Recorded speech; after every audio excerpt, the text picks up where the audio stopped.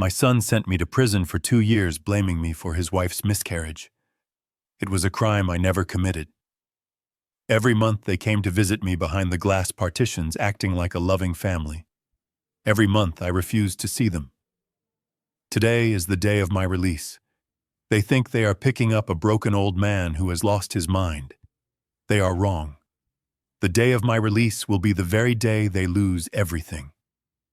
I am Harlan Ford, 72 years old, and for the last 730 days I was known only as inmate number 8.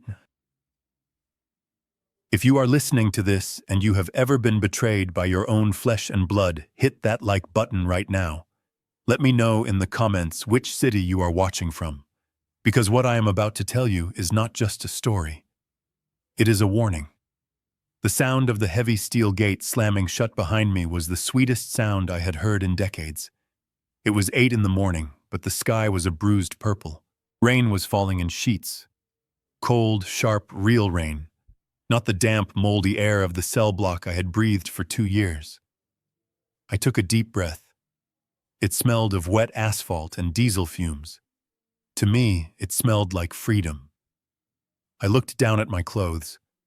It was the same charcoal gray suit I had worn the day of the trial, the day the judge pounded his gavel and took away my life. Back then, the suit fit me like armor. Now it hung off my shoulders like a shroud. I had lost 30 pounds in there. The prison food was garbage, but it was the rage that really consumed me. Rage burns more calories than a treadmill. I stood on the sidewalk holding nothing. No bag, no personal effects, just the clothes on my back and the fire in my gut.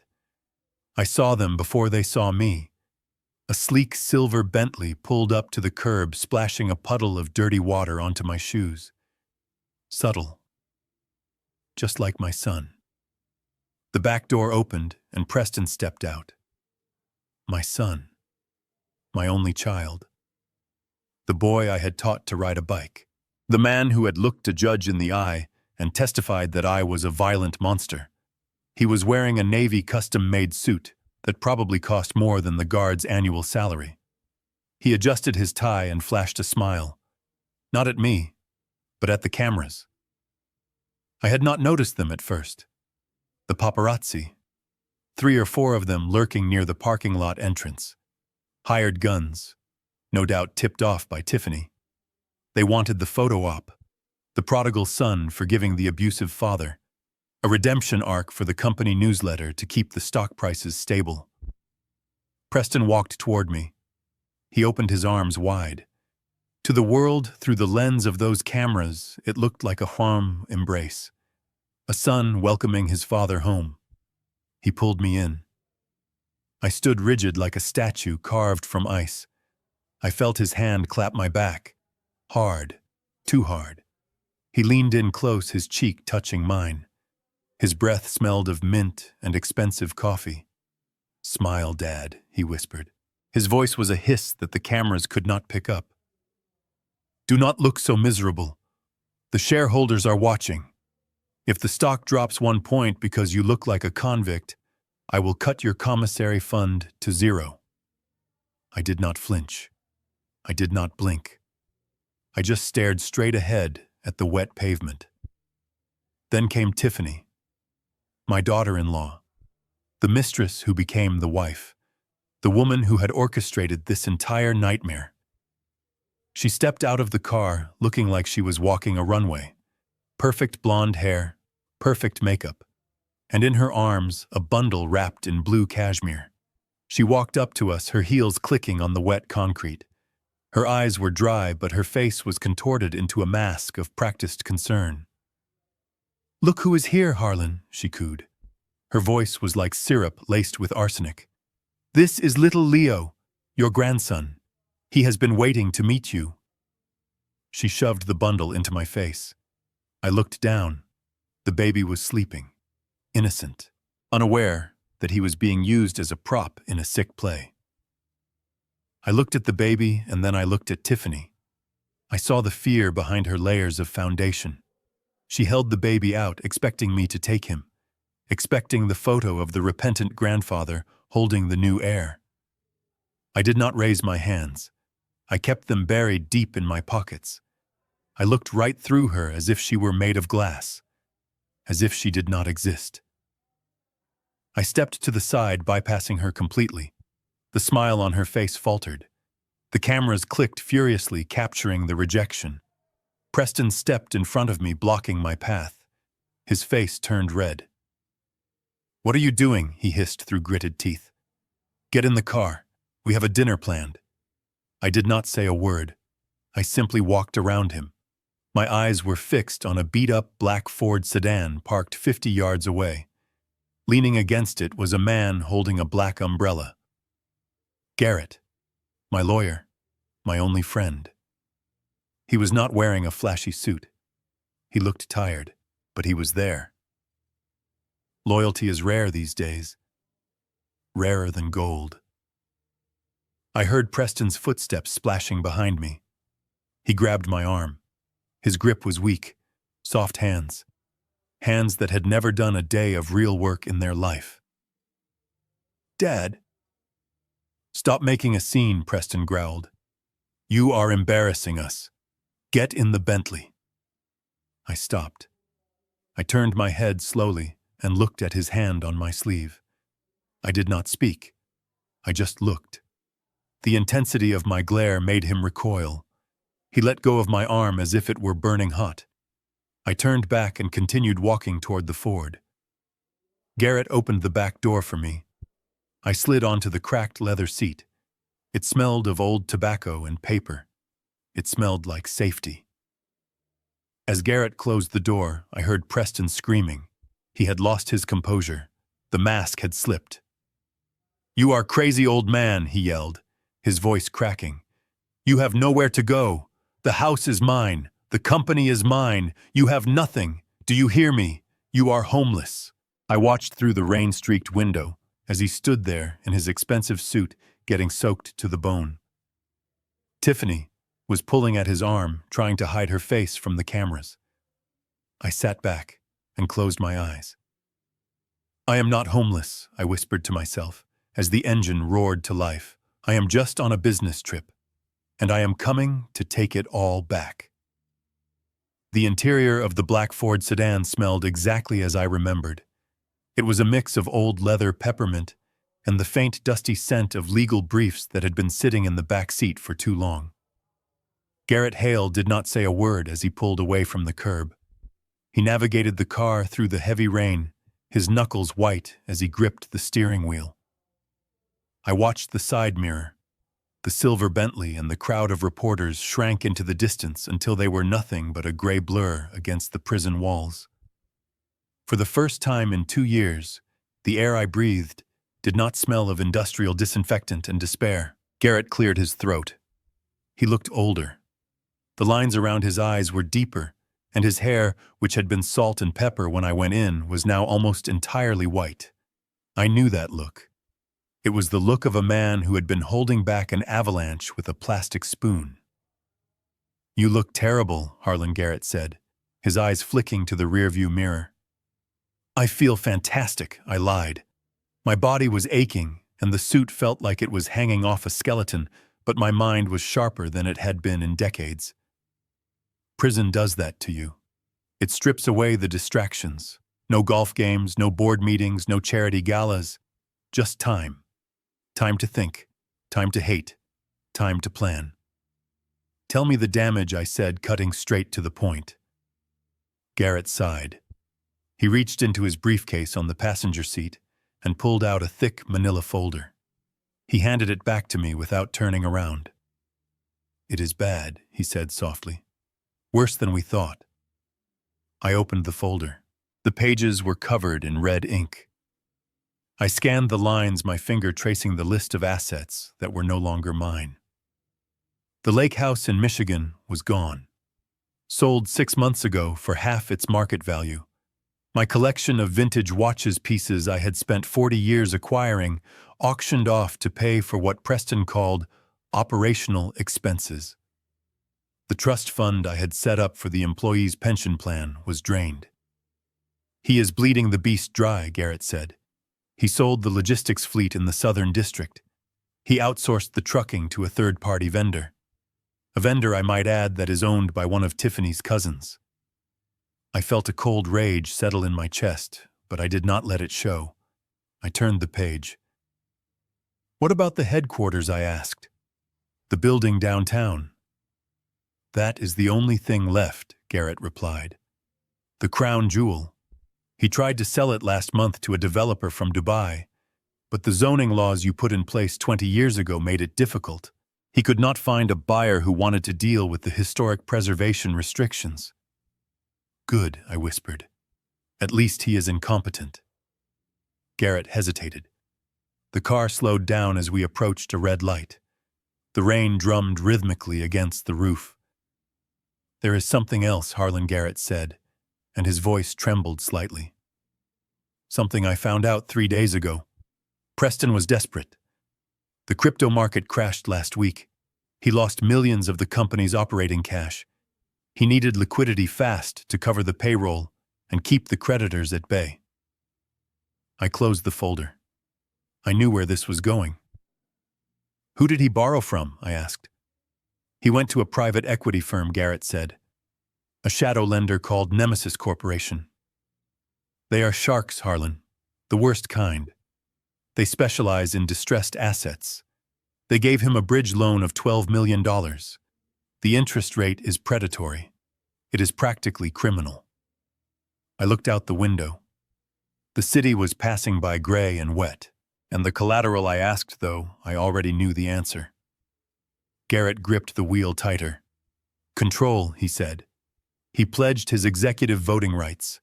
If he misses a single payment, or if the company's credit rating drops below a C grade, Nemesis Corporation has the right to seize his shares and take immediate control of the board. He signed his death warrant. Harlan. These people do not play games. If they take over, the company is gone. They will strip it for parts." I sat back in the seat and let a small dry smile touch my lips. Garrett saw it in the mirror and frowned. "Why are you smiling?" he asked, sounding almost offended. "Did you hear me? Your son just handed the keys to your kingdom to a bunch of corporate raiders. We need to file an injunction.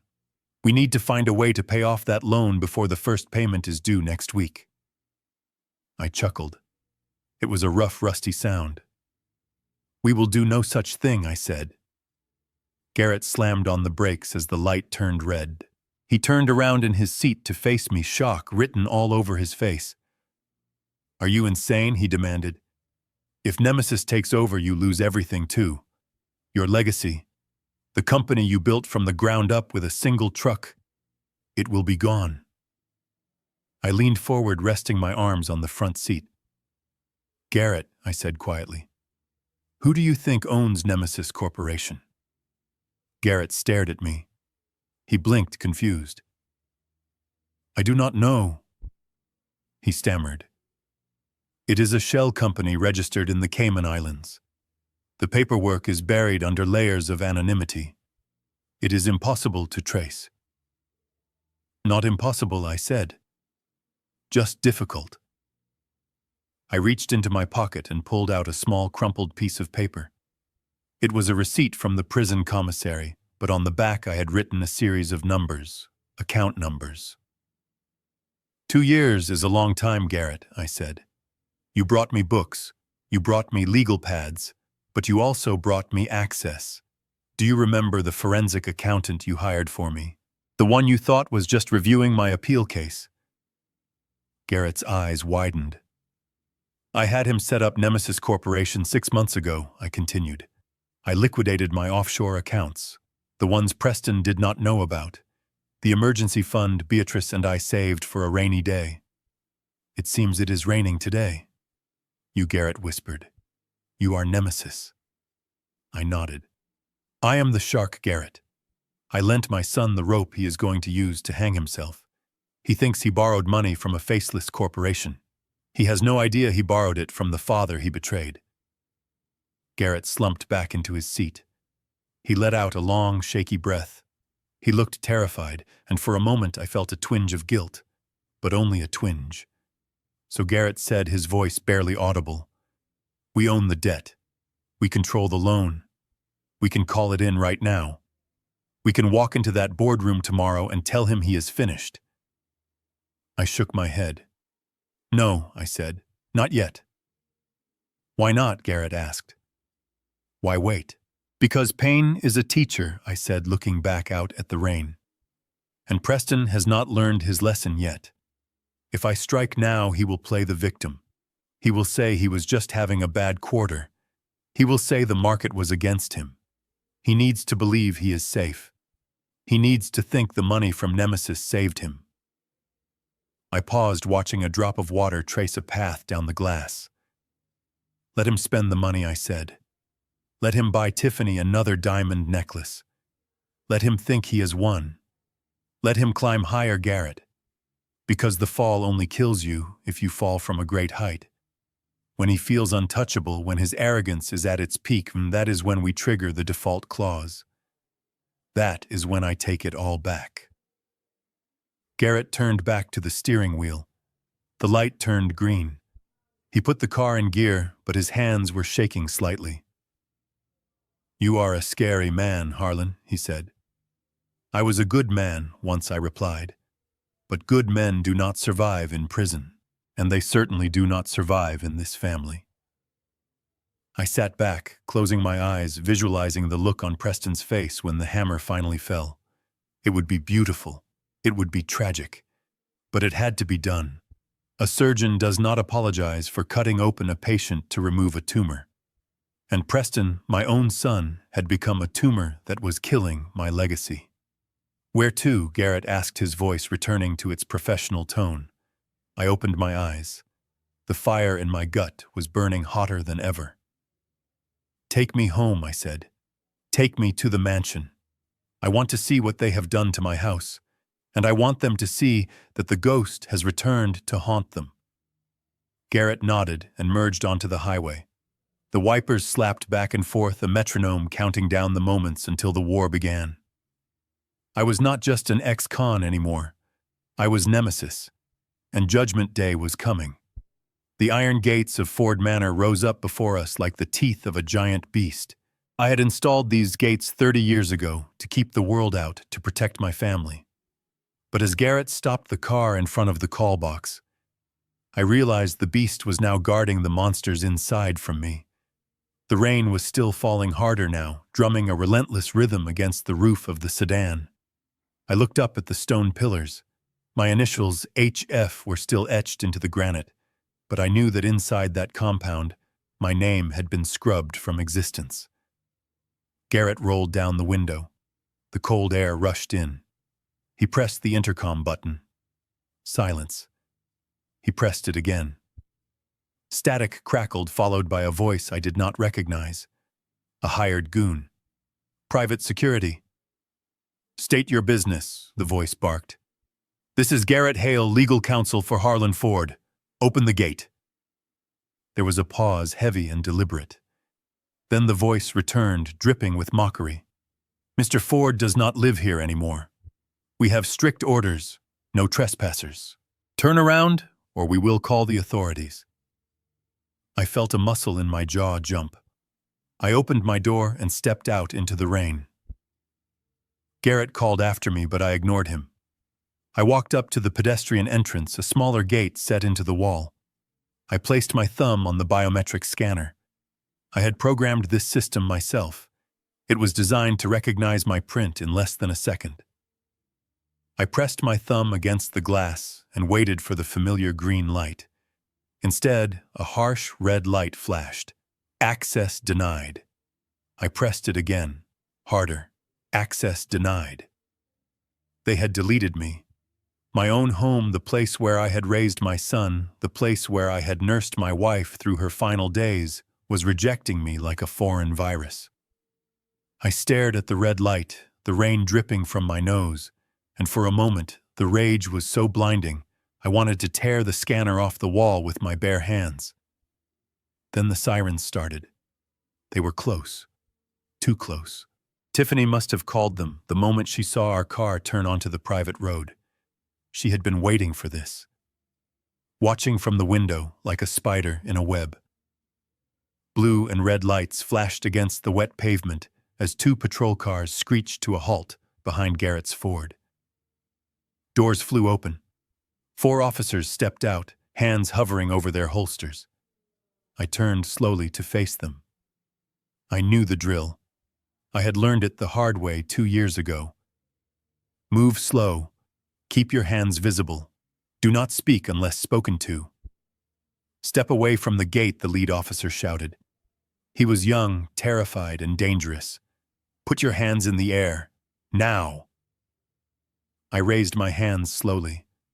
The rain soaked into my shirt, chilling me to the bone. I am not armed, I said, my voice calm, contrasting the storm inside me. This is my house. We have a 911 call reporting an attempted break-in and violation of a restraining order, the officer yelled, advancing on me. Turn around, hands on the wall. I did as I was told. I felt the cold, rough stone against my palms. The officer patted me down, his hands rough and intrusive. I looked up toward the house. The front door opened and Tiffany stepped out onto the porch, sheltered by the massive overhang. She was not crying now. She was pointing. That is him, she shrieked, her voice carrying over the wind. He is crazy. He threatened to kill us if we did not let him in. He is violent. Arrest him. And then above her on the second-floor balcony, the French doors opened. Preston stepped out. He held a crystal tumbler in one hand, swirling the amber liquid casually. He looked down at me, pinned against the wall of my own home by the police, and he smiled. It was a smile of pure, unadulterated triumph. Take the trash away, officers, Preston called down, his voice slurring slightly. He is trespassing on private property, and he is a convicted felon. We do not feel safe. The officer grabbed my wrist, pulling it behind my back. I felt the cold metal of the handcuffs brush against my skin. The sound of that metal clicking was a sound from my nightmares. I closed my eyes. Was this it? Was I going back to a cell before I had even spent a night as a free man? Wait. The voice was sharp, authoritative. Garrett stepped out of the car. He was holding a binder high in the air, oblivious to the rain ruining his suit. Officer, if you snap those cuffs on him, you will be facing a lawsuit for wrongful arrest and civil rights violation before the sun goes down. The officer paused, the cuff dangling from one of my wrists. He looked at Garrett, then up at Preston, then back at me. Who are you? The officer asked. I am his attorney, Garrett said, walking forward, with a confidence that made the police step back. And you are acting on false information. My client is not trespassing. He is home. Preston laughed from the balcony. It was a hollow, nervous sound. Do not listen to him, Preston shouted. I own the deed. The title is in my name. I have the papers to prove it. That old man has no rights here. Garrett did not look up. He walked straight to the lead officer and opened the binder to a page marked with a yellow sticky note. He tapped the paragraph with his finger. Read this, Garrett said. The officer squinted through the rain. He read the text, his lips moving silently. Then he stopped. He looked closer. He looked up at the house, then back at the document. What does this mean? The officer asked. It is a life estate clause. Garrett explained, his voice loud enough for Preston to hear. When Harlan's late wife, Beatrice Ford, transferred the property title to the trust that Preston now controls, she included a non-negotiable stipulation. Clause 4A. Regardless of ownership, title, or transfer, Harlan Ford retains the exclusive, irrevocable right to reside in the primary master suite of the property for the duration of his natural life. This right cannot be severed by sale, transfer, or familial dispute. I lowered my hands. The officer did not stop me. It means, Garrett continued, snapping the binder shut, that while Preston may own the bricks and mortar, Harlan owns the right to stand anywhere he damn well pleases inside those gates. If you arrest him for trespassing, you are arresting a man for standing in his own living room. The silence that followed was heavy. The only sound was the rain and the distant thunder. I turned to look up at the balcony. Preston's smile had vanished. He gripped the railing so hard I thought the wood might snap. Tiffany had stopped screaming. She stood on the porch, frozen, her mouth slightly open. "Officer," I said, brushing the water off my lapel. "I would like to go inside and dry off. My son seems to have forgotten the code to the gate. Would you mind asking him to open it? Or should I press charges for illegal eviction?" The officer looked at me, then at the document again. He unclipped the handcuff from my wrist. He looked annoyed not at me, but at the situation. He turned his face toward the balcony. "Mr. Ford," the officer shouted at Preston. "Open the gate." What? Preston yelled back. "No. He is dangerous." "The document is valid, sir," the officer replied, his hand resting on his baton. "Open the gate or we will have to cut the lock. And I will have to cite you for obstructing a resident's legal access. Do not make me come up there." Preston slammed his drink down on the railing. Glass shattered, raining shards down onto the patio below. He turned and stormed back inside, leaving the doors open. A moment later, the red light on the scanner turned green. The heavy iron gates groaned and began to swing open. I nodded to the officer. "Thank you for your service," I said. I walked past the security guard booth. The hired goon kept his head down, pretending to be busy with his phone. I walked up the long, winding driveway. The landscaping was different. My roses were gone, replaced by trendy, sharp-edged hedges that looked cold and uninviting. The fountain in the center of the circular drive was dry, filled with dead leaves. Neglect. It was everywhere. Preston wanted the status of the mansion, but he had no interest in the work required to maintain it. Garrett drove the car up behind me, but I kept walking. I wanted to enter on foot. I wanted them to hear my footsteps. I reached the front porch. Tiffany was still standing there. She had crossed her arms over her chest, a defensive posture. Her eyes were darting around, looking for a new angle, a new weapon she could use. But she had played her ace and I had trumped it. I walked up the steps. 1, 2, 3. I stopped right in front of her. She smelled of expensive perfume and fear. She tried to hold my gaze, tried to muster that arrogant sneer she had worn in the courtroom, but she faltered. She looked down. "You cannot stay here," she hissed, her voice trembling. "We will make your life a living hell. You will wish you were back in prison." I looked past her through the open front door. The foyer was changed. My antique Persian rug was gone, replaced by a modern white animal skin that looked ridiculous. But what caught my eye were the curtains in the grand salon. They used to be a soft, welcoming gold. Now they were heavy velvet dyed a deep, aggressive crimson. I looked back at Tiffany. I stepped close enough to whisper, invading her personal space, just enough to make her flinch. "I have been in hell for 2 years, Tiffany," I said softly. "I found it quite comfortable." I brushed past her, my shoulder checking hers, forcing her to stumble back in her high heels. I stepped across the threshold. The air inside was warm, but it felt stagnant. I turned back to look at her one last time before I closed the door on the world outside. "I see you redecorated," I said, gesturing to the salon. "You changed the curtains to red." Tiffany glared at me, her hands balled into fists. "So what?" she spat. I smiled, and for the first time that day, it was a genuine smile. "Good choice," I said. "The color of blood suits you." I turned and walked toward the stairs, leaving her standing in the cold, wet wind. I was inside. The enemy was within the walls, and the hunt had officially begun. The silence inside the manor was not the peaceful silence I remembered. It was a suffocating quiet, the kind that hangs in the air before a tornado touches down. I walked through the hallway, my footsteps echoing on the marble floor. My shoes were still damp from the rain, leaving faint, muddy prints on the white animal skin rug. I did not care. I walked past the living room and headed straight for the east wing. That was where my sanctuary used to be, my study. The room where I had built Ford Logistics from a single truck into an empire. The room where I had smoked cigars with senators and signed contracts that changed the skyline of this city. I reached the double oak doors. They were closed.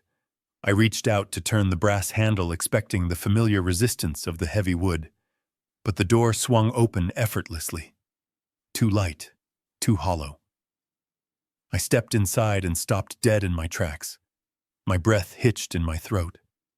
Gone. Everything was gone. My mahogany desk, the one hand-carved in Italy, was missing.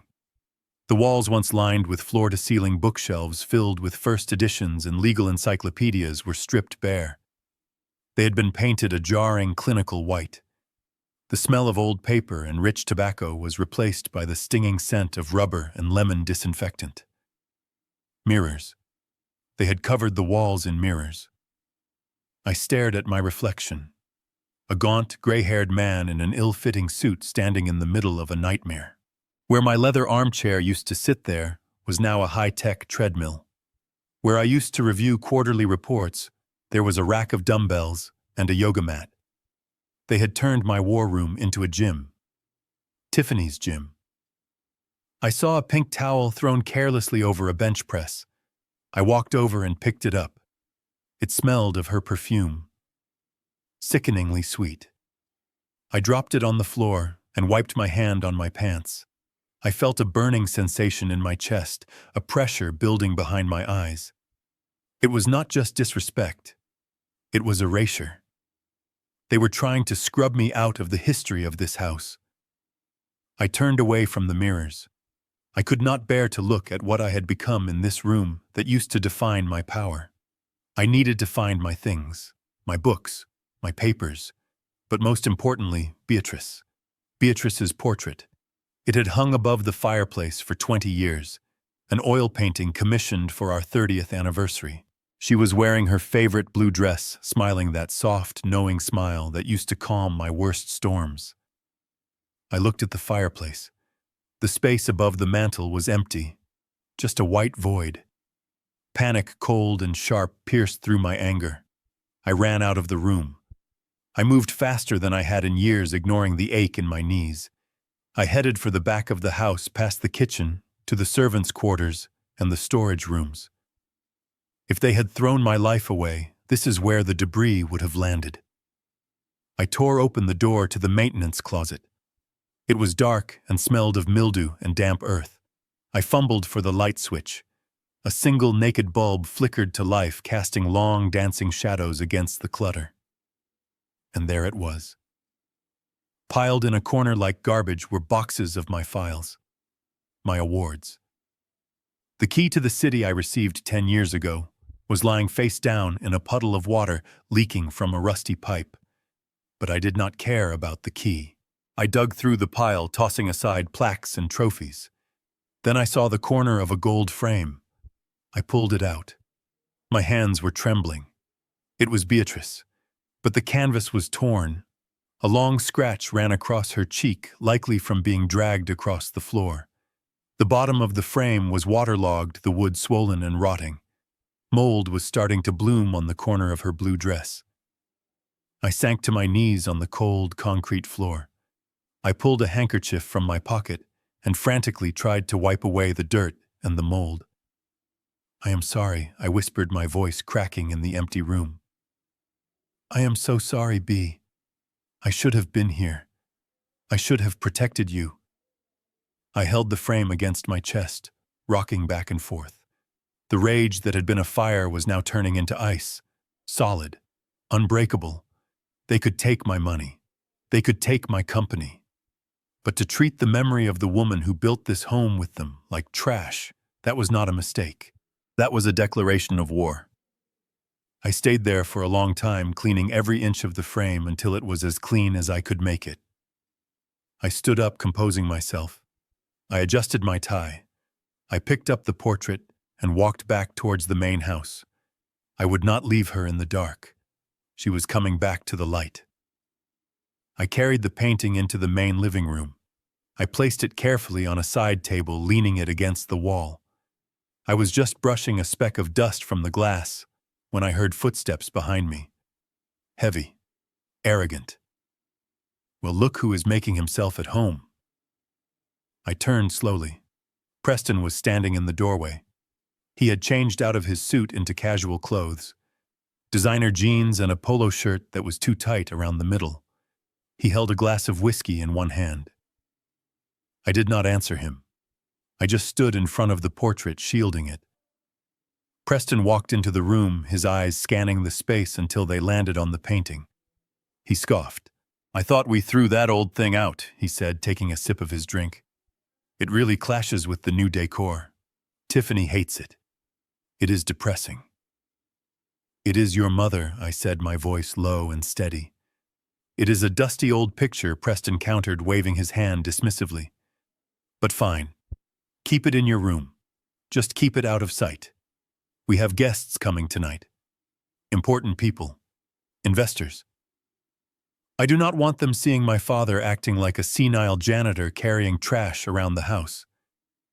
He reached into his back pocket and pulled out a money clip. He peeled off a few bills and tossed them onto the coffee table between us. They fluttered down like dead leaves. "Here," Preston said. $500. That is your allowance for the month. Do not spend it all on candy." I looked at the money, then I looked at him. "Allowance," I repeated. "Yeah," Preston sneered. "You have no income, no pension. I froze your personal accounts, remember. Consider this charity. Go buy yourself a new shirt. That suit smells like prison. And tonight, do me a favor. Stay in your room. Do not come down. Do not embarrass me." He waited for me to explode. He wanted me to yell, to throw the money back in his face. He wanted to prove that I was the unstable, violent man he had painted me to be in court. I took a deep breath. I forced the muscles in my face to relax. I walked over to the coffee table. I picked up the bills. 500, I said, counting them slowly. I looked up at him and forced a small, tight smile. "Thank you, son," I said. "This is very generous of you." Preston blinked. He looked disappointed. He had lost his fight. "Yeah, well," he mumbled, turning away. "Just stay out of the way." He walked out of the room, taking his drink with him. I listened to his footsteps fade as he went upstairs to get ready for his party. I looked at the money in my hand. $500. The price of his arrogance. I pocketed the cash. "Thank you, son," I whispered again to the empty room. "This will buy me a front row seat to your funeral." I turned my attention to the large oak desk in the corner of the living room. It was the only piece of my original furniture they had kept, probably because it was too heavy to move. It was where Preston now sat to sign the checks he had no right to sign. I reached into the inner pocket of my jacket. I pulled out a small black device. It was no bigger than a button. I had acquired it from a contact on the inside, a man who used to work for intelligence before he ended up in cell block D. I knelt down. I felt under the heavy lip of the desk. I peeled off the adhesive backing and pressed the bug firmly against the wood, deep in the shadows where no one would ever look. I tapped it once to make sure it was secure. "Enjoy your party, Preston," I said softly. "Speak loudly. I want to hear every lie." I stood up, picked up Beatrice's portrait, and walked toward the stairs. The money was in my pocket. The bug was in place. The game was afoot. I was not just a guest in my own house anymore. I was the spy in the enemy's camp. And tonight, I would listen. I spent the next hour in the guest room bathroom scrubbing the prison grime off my skin until it was raw and red. I shaved off the gray stubble, revealing the sharp jawline that had intimidated union leaders and corporate raiders for 40 years. In the back of the cedar closet, wrapped in a garment bag that Tiffany had evidently missed during her purge, I found it. My tuxedo. It was a Brioni tailored in Rome 10 years ago. It was a little loose around the waist now, but with the right posture, it did not look like hand-me-downs. It looked like armor. I stood in front of the mirror. The man looking back at me was not inmate 8940. He was not the broken father who had been dragged away in handcuffs. He was Harlan Ford, founder, CEO, predator. I adjusted my cufflinks' gold knots that I had hidden in the toe of an old shoe. I checked the listening device in my pocket to make sure it was secure. Then I opened the door. Downstairs, the house was vibrating with the sound of a string quartet and the murmur of 50 voices trying to sound important. I could smell the catering, truffle oil and seared scallops, the scent of money. I walked to the top of the grand staircase. Below me, the foyer was filled with the city's elite, or at least the people who desperately wanted to be elite. I recognized a few faces: hedge fund managers with shaky reputations, real estate developers known for cutting corners. And right in the center, holding court, was Preston. He was laughing too loud. His face was flushed with expensive scotch. Tiffany hung on his arm wearing a red dress that matched the new curtains. A diamond necklace glittered at her throat. My mother's necklace. I felt a spike of adrenaline, but I forced my heart rate down. Stay cold, Harlan. Stay cold. I began to descend the stairs. I did not rush. I took one step at a time, my hand sliding down the mahogany banister. The conversation in the foyer did not stop all at once. It died out in waves as people noticed me. First the people near the stairs, then the people near the door, and finally Preston himself. The string quartet trailed off into an awkward silence. Preston stared up at me, his mouth slightly open. He looked like a child caught stealing from the cookie jar. He had told these people I was a senile invalid, a source of shame hidden away in the attic. He had not prepared them for the return of the king. I reached the bottom step. The crowd parted instinctively, creating a path for me. I walked straight to a passing waiter, took a glass of champagne, and raised it slightly toward my son. "Good evening, everyone," I said, my voice projecting effortlessly to the back of the room. "I hope you are enjoying my home." A few people murmured uncomfortable greetings. Preston recovered first. He handed his drink to Tiffany and marched over to me, a forced smile plastered on his face that did not reach his panicked eyes. "Dad," he said, his voice tight, "I thought you were resting. You know the doctor said you need your sleep." I took a sip of the champagne. It was cheap. Preston was cutting costs on the catering too. "I felt energized, son," I replied, looking past him at the investors. "It would be rude of me not to welcome your guests. After all, I have been away on a government-sponsored sabbatical for quite some time." A nervous ripple of laughter went through the room. Preston grabbed my elbow, his fingers digging into my arm. "Go back upstairs," he hissed in my ear. "You are ruining this." Before I could answer, Tiffany stepped forward. She had composed herself. She saw the investors watching, and she saw an opportunity.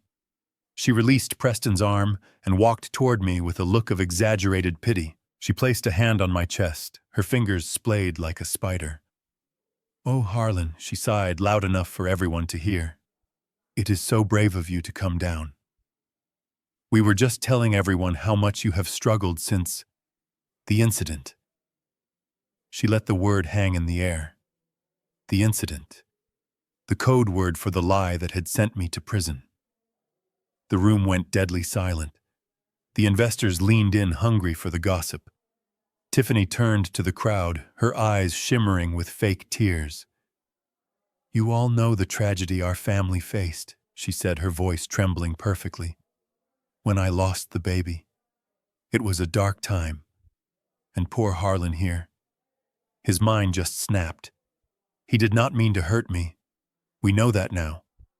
Prison was hard on him, but we are just glad to have him back where we can take care of him, even if he gets confused sometimes." She patted my cheek condescendingly. It was a masterclass in humiliation. In 30 seconds, she had painted me as a violent, senile old man, and herself as the saintly victim who had forgiven him. The investors nodded sympathetically. They looked at me with pity. I did not pull away. I let her hand rest on my cheek. I looked her dead in the eye. You are right, Tiffany, I said, my voice calm and steady. My memory has been foggy lately. Prison does that to a man. You have so much time to think about the past, to replay every detail. I took a step closer to her, forcing her to step back. But there is one thing I have been trying to remember. I continued, addressing the room now. And maybe you can help me, Tiffany, since you were there. I paused. The tension in the room was thick enough to choke on. That night on the stairs, I said, when you fell and we lost the baby, was it a boy or a girl? Tiffany froze. Her smile faltered. What, she stammered. The baby, I repeated innocently. I never saw the certificate. Preston never told me. Was I going to have a grandson or a granddaughter? Tiffany looked at Preston. Preston looked at his shoes. It was a boy, she said quickly. A little boy. We were going to name him after Preston. She dabbed at her dry eyes with a napkin. A boy, I said, nodding slowly. That is beautiful. A son. I took another sip of champagne and then lowered the glass. That is strange, though. I reached into the inside pocket of my tuxedo. I pulled out a folded piece of paper. It was not the original medical report, but they did not know that. It was just a laundry list from the prison. But I held it like it was a death sentence. Because my lawyer sent me the medical files from St. Jude's Hospital just yesterday, I said, my voice dropping an octave. I wanted to have a memorial service, you see, to pay my respects. But the pathology report from the night of the miscarriage, it does not mention a male fetus. I unfolded the paper slowly. The rustling sound was the only noise in the room. In fact, I read from the paper. It says the patient was treated for a ruptured ovarian cyst, a painful condition certainly, but not a pregnancy, and definitely not a baby boy named Preston. I looked up. Tiffany's face had drained of all color. She looked like a corpse in a red dress. The guests were exchanging glances. Whispers started to break out. A man in the back, a banker I recognized, frowned and looked at Preston. What is he talking about? Preston, the banker asked. You told us the litigation risk was over. You told us the assault charge was solid. Preston panicked. He looked at Tiffany, who was shaking her head frantically. He looked at the investors who were starting to back away. He is confused, Preston shouted, his voice cracking. I told you he is senile. He does not know what he is reading. That is probably a grocery list. He grabbed Tiffany's arm roughly, almost dragging her off her feet. Tiffany is tired, he announced to the room. Ideally, she needs to rest. The emotional trauma. You understand. Dad, give me that paper. He tried to snatch the paper from my hand, but I pulled it back. I folded it neatly and placed it back in my pocket. Trauma is a terrible thing, I said coolly. It makes people say and do crazy things. Get some rest, Tiffany. You look like you have seen a ghost. Preston glared at me with pure hatred, but he could not do anything. Not in front of the money. He pulled Tiffany toward the kitchen door, abandoning his own party. I stood there alone in the center of the room. The circle of people around me had widened. They were not looking at me with pity anymore. They were looking at me with fear, and they were looking at the door where Preston had just fled with suspicion. I raised my glass to the banker who had asked the question. The scallops are excellent, I said. But I would stay away from the investment portfolio if I were you. The numbers are just as imaginary as my grandson. I turned and walked toward the buffet table. I did not need to look back to know that the seeds of doubt had been planted, and they were already starting to take root. The party was effectively over, and the real show was just beginning. The grandfather clock in the hallway chimed 2 o'clock in the morning. The sound reverberated through the silent house like a death knell. The party was over. The last of the drunk investors and sycophants had stumbled out the door an hour ago, leaving behind the smell of stale cigar smoke and spilled wine. The house was quiet now, but it was not at peace. It was holding its breath. I sat on the edge of the guest bed in the dark. I had not changed out of my tuxedo. I had not slept. Sleep is a luxury for the innocent, and I was neither innocent nor naive. In my hand, I held the small receiver that paired with the bug I had planted under the desk earlier that evening. I adjusted the volume and pressed the earpiece into my ear. The audio feed was crystal clear. It picked up the hum of the refrigerator in the kitchen and the ticking of the clock. But then I heard voices. They were in the living room right where I knew they would be. Preston sounded drunk. His words were slurring, running together in a pathetic stream of anxiety. He knows, Tiff. I am telling you, he knows. Did you see the way he looked at you? Did you hear what he said about the medical report? There was the sound of glass clinking against a table. Tiffany's voice cut through the static, sharp and cold. She did not sound drunk. She sounded calculating. He is guessing, Preston. He is throwing darts in the dark, hoping to hit something. The medical report is buried. I paid the nurse to shred the hard copies. The digital file is encrypted. He has nothing. But he has the dates, Preston whined. He has the dates wrong. He said the cyst surgery was 2 days before the fall. So what? Tiffany snapped. He is an old man who spent 2 years in a concrete box. No one believes him. You saw the investors. They think he is losing his mind. Stop drinking and focus. I listened as the leather sofa creaked. Preston was pacing. I could imagine him sweating, pulling at his collar, just like he did when he was a boy and had broken a window. We need more cash, Preston said, his voice dropping to a whisper. The loan from Nemesis. The interest payment is due next week. I spent the principal on the crypto margin call. We are underwater, Tiff. If we miss the payment, we lose the voting rights. I leaned forward in the dark. This was it. The confession. Then sell more shares, Tiffany said casually, as if she were suggesting ordering pizza. Sell the Asian distribution arm. We have an offer on the table. I cannot, Preston groaned. That is the core of the business. If I sell that, Dad has no say. Tiffany interrupted, her voice rising. Dad is a ghost. You are the CEO. And listen to me, Preston. I need $50,000 by Friday. 50,000. Preston choked. For what? I just gave you 10 grand last week. Leo needs things, Tiffany said. Her voice had changed. It was no longer the voice of a wife. It was the voice of a blackmailer. The nanny needs to be paid. The private doctor needs to be paid. And I need security. If this ship goes down, Preston, I am not going down with it. You better find the money. Or maybe I will take Leo and go stay with my brother for a while. You know how much the press would love a story about a single mother fleeing a bankrupt CEO. Silence. The threat hung in the air, heavy and suffocating. She was using the child not as a son, but as a hostage. Fine, Preston whispered, defeated. I will call the broker in the morning. I will sell the shares. Just do not leave. I took the earpiece out. My hand was shaking, not from fear, but from a cold, focused fury.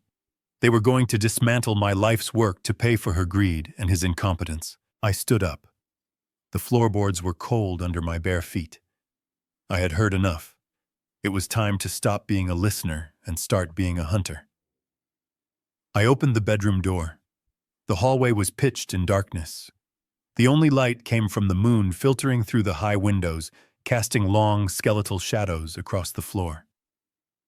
I knew this house better than I knew the back of my own hand.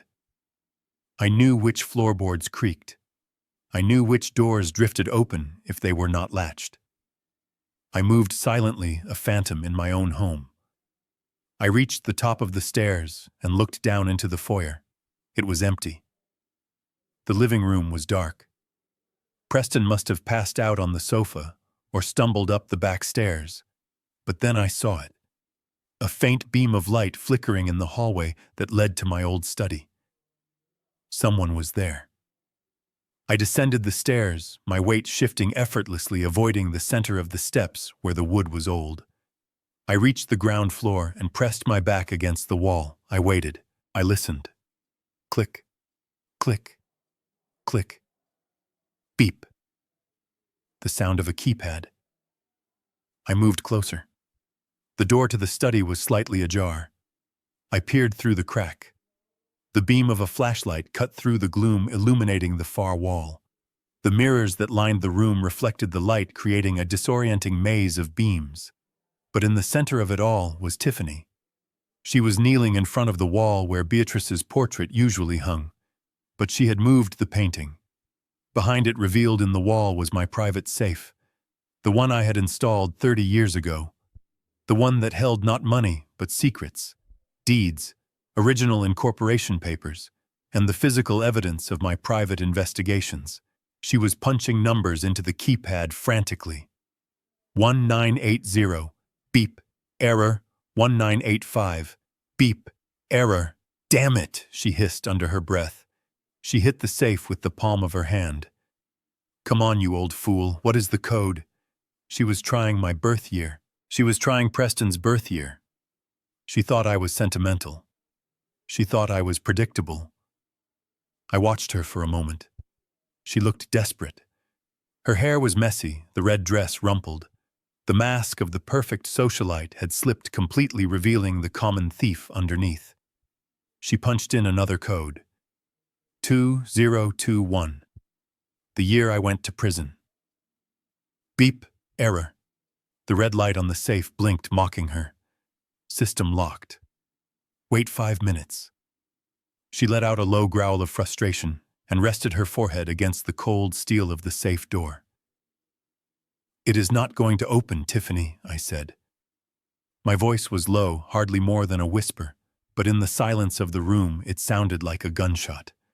Tiffany screamed. It was a sharp, terrified sound that cut off abruptly as she spun around. She dropped the flashlight. It rolled across the floor, the beam spinning wildly until it came to rest, illuminating my polished black shoes. I stood in the doorway, shrouded in shadow. I did not move. I did not blink. Who is there? She gasped, backing up until she hit the wall. I stepped forward into the pool of light. The reflection in the mirrors multiplied me so that suddenly she was surrounded by a dozen versions of me, all staring at her with the same cold judgment. It is the ghost, I said. Harlan, she breathed, her hand clutching her chest. You scared me to death. What are you doing sneaking around in the dark? I walked slowly into the room. I picked up the flashlight and shone it on her face. She squinted blindingly, holding up a hand to shield her eyes. I live here, remember, I said, calm and deadly. I could ask you the same thing. It is 3 a.m, and you are trying to break into a safe that does not belong to you.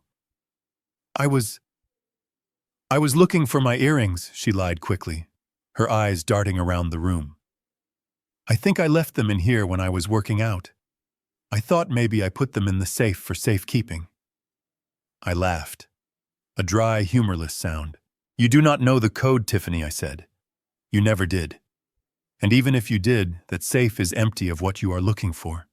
There is no cash in there. I moved the liquid assets years ago. I took another step closer. She was trapped between me and the treadmill. So tell me the truth, I said, lowering the light so it cast deep shadows across her face. What were you really looking for? I leaned in close enough to smell the stale champagne on her breath. Were you looking for the deed to the house, I asked? Or maybe you were looking for something else? I paused, letting the silence stretch until she began to tremble. Were you looking for proof of your affair from 2 years ago? I whispered. Her eyes went wide. The color drained from her face, leaving her looking gray and sickly in the harsh light. What are you talking about? She stammered, but her voice lacked conviction. The personal trainer, I said. The one with the tattoo on his neck. The one you were seeing while Preston was at work. The one who was actually driving the motorcycle when you had your accident. Tiffany shook her head violently. "You are lying," she shrieked, but it was a scream of panic, not outrage. "You are crazy." I reached into my pocket and pulled out the earpiece. I held it up. "I hear everything, Tiffany," I said. "I hear the demands for money. I hear the threats to leave. And now I see the thief in the night." I clicked the flashlight off, plunging the room back into darkness. "Run along to bed, my dear," I said from the blackness. "And lock your door. Not to keep me out, but because when Preston finds out what I know, he might be the one you need to worry about." I heard a sob escape her throat. Then the sound of her bare feet slapping against the floor as she ran past me out of the room and up the stairs. She ran as if the devil himself was at her heels. I stood alone in the dark gym. I walked over to the safe. I punched in the code, 730, the number of days I spent in prison. The safe beeped green and clicked open. I reached inside and pulled out a single manila envelope. It was thick. It was heavy. I closed the safe. "Sleep tight, Tiffany," I whispered. "Tomorrow, the nightmare begins for real." The next morning, I took a cab to the south side of the city. I did not ask Garrett to drive me because there are some places a shiny black sedan simply does not belong. The neighborhood was a graveyard of industry. Empty factories with broken windows stood like skeletons against the gray sky. The streets were lined with potholes and piles of uncollected trash. This was where my son had banished his own family while he lived in the lap of luxury. I pulled my hat low over my eyes and walked into a diner called the Rusty Spoon. The air inside smelled of stale grease and burnt coffee. The linoleum floor was cracked and the vinyl seats were taped together with duct tape. I sat in a booth in the back corner where the shadows were deepest. I did not have to look at the menu. I just watched the woman behind the counter. Sarah looked 10 years older than the last time I had seen her. Her strawberry blonde hair, which used to shine, was pulled back in a messy bun. Her uniform was stained and too big for her thin frame. She was moving with the frantic energy of someone who is terrified of losing their job. She poured coffee for a truck driver who grabbed her wrist and said something that made her flinch. She pulled away, forcing a polite smile that did not reach her eyes. My heart broke. This was the woman who had made my son a better man. The woman who had given me a grandson. And she was being treated like cattle. I waited until the lunch rush died down. When she finally came over to my table with a pot of coffee, she did not look at me. She was looking at her notepad. "What can I get for you, hun?" she asked, her voice raspy with fatigue. "Hello, Sarah," I said. She froze.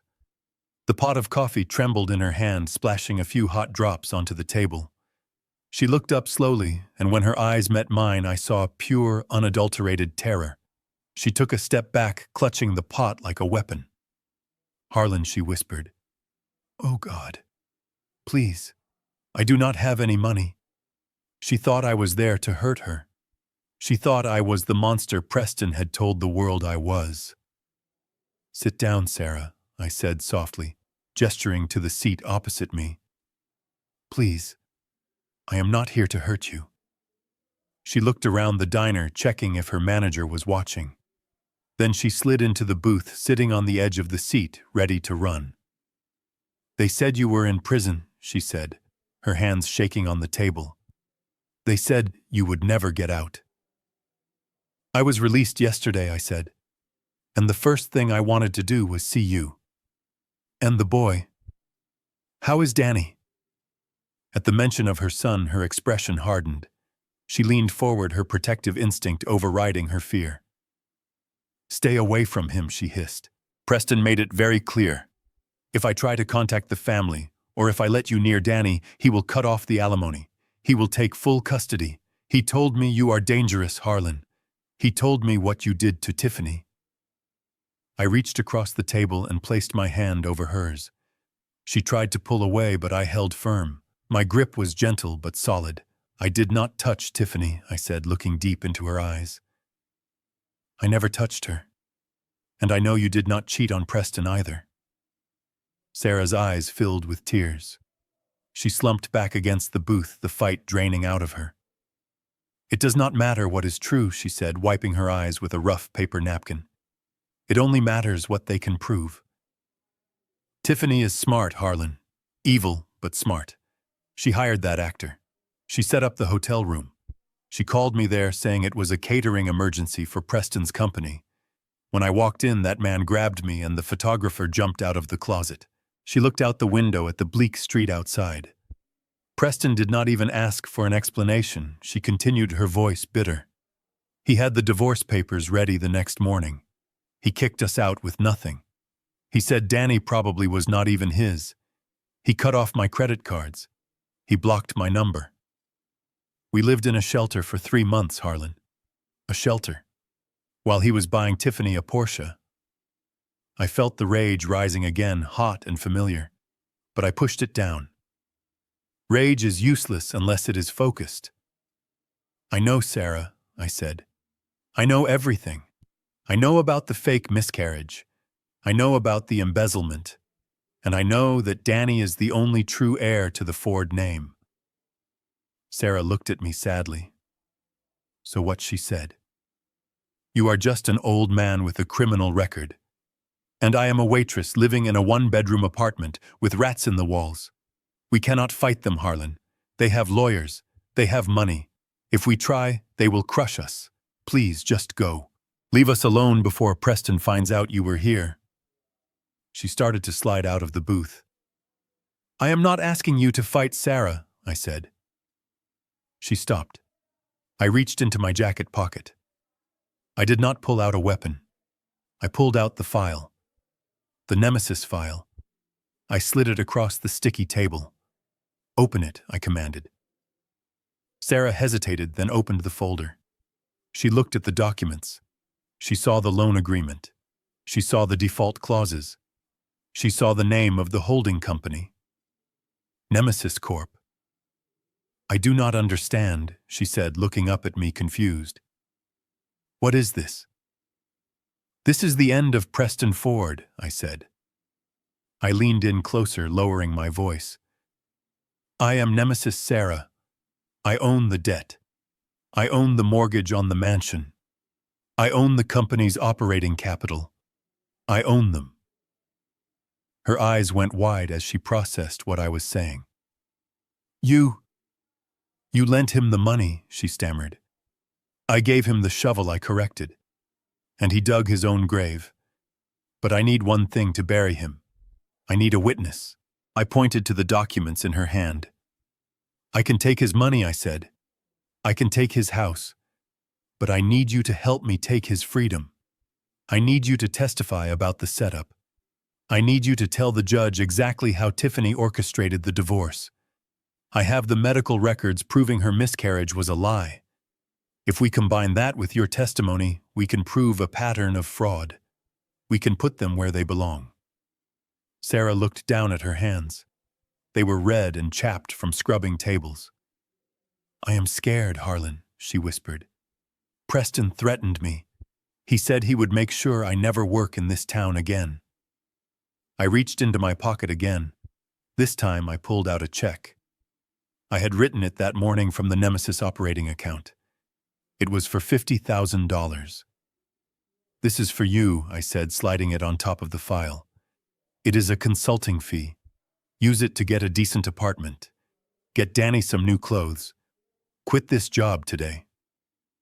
Sarah stared at the check. Her mouth fell open. Harlan was... I cannot take this. It is not a gift, I said sternly. It is an advance. When we win, you will be managing the Ford Foundation. You will never have to serve another cup of coffee in your life. But you have to be brave. Not for me, for Danny. Do you want him to grow up in this neighborhood? Or do you want him to grow up in the house his grandfather built? Sarah looked at the check, then at the file, then at me. I saw the change happen in her eyes. The fear was still there, but something else was pushing through it. Hope. And a mother's fierce desire for justice. She took a deep breath. She picked up the check and held it tight. "He told me I was worthless," she said, her voice shaking, but gaining strength. "He told me I was nothing without him." "He was wrong," I said. Sarah nodded. She stood up. She took off her apron and threw it onto the table. It landed with a soft thud. "I get off it too," she said. "Where do we start?" I smiled.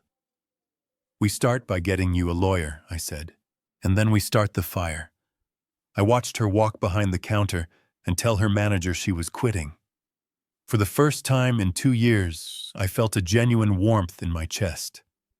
I had my ally. I had my family. And Preston and Tiffany were sitting in their glass castle, completely unaware that the stones were about to start flying. The headquarters of Ford Logistics rose above the city skyline like a monument of steel and glass. I stood on the sidewalk across the street, looking up at the 42nd floor. That was where my office used to be.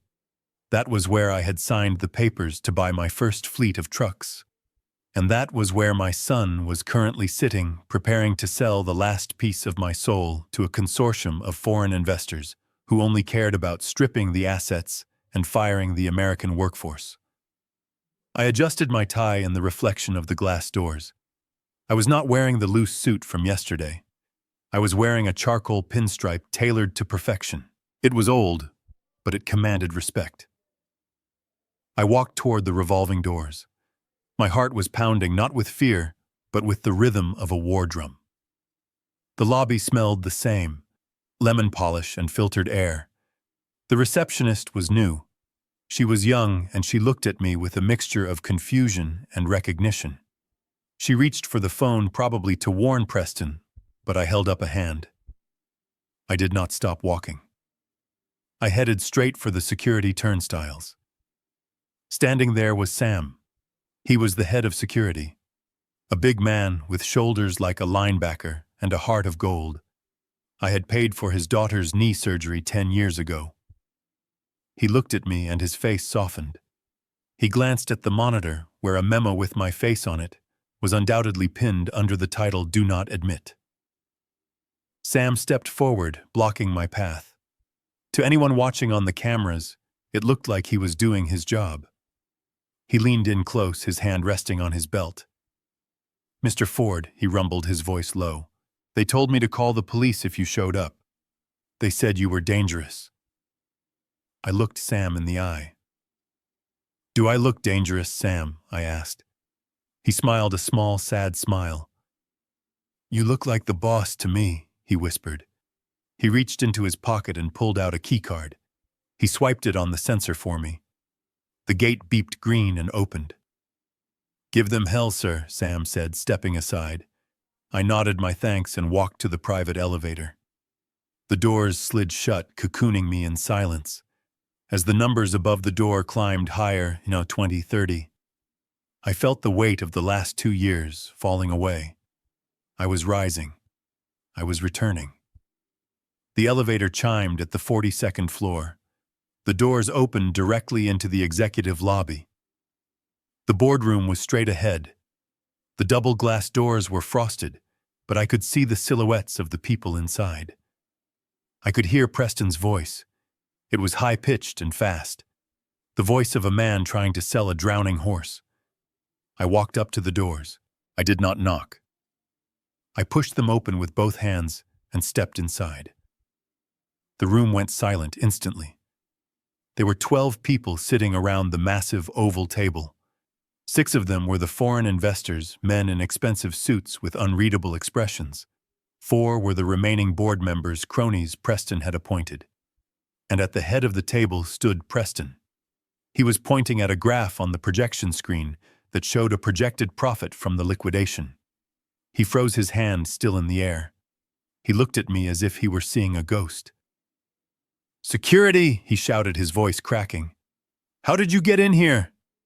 Sam, get up here." I walked calmly to the other end of the table opposite him. I placed my briefcase on the mahogany surface with a heavy thud. "Sam is busy," I said, my voice filling the room. "And this meeting is illegal." Preston turned purple. "Get out!" he screamed. "You have no authority here. You are a convicted felon. You were removed from the board. You have 0 shares, 0 voting rights. You are nobody." The lead investor, a man with gray hair and cold eyes, looked from Preston to me. He did not look amused. "Mr. Ford," he said, addressing Preston, "is this going to be a problem? We were assured that the family issues were resolved." "They are resolved," Preston stammered, wiping sweat from his forehead. "My father is suffering from delusions. He has no legal standing. We can proceed with the vote. I hold 51% of the voting stock. I authorize the sale." He looked at the board members. "Vote," he commanded. "Raise your hands. Sell the division."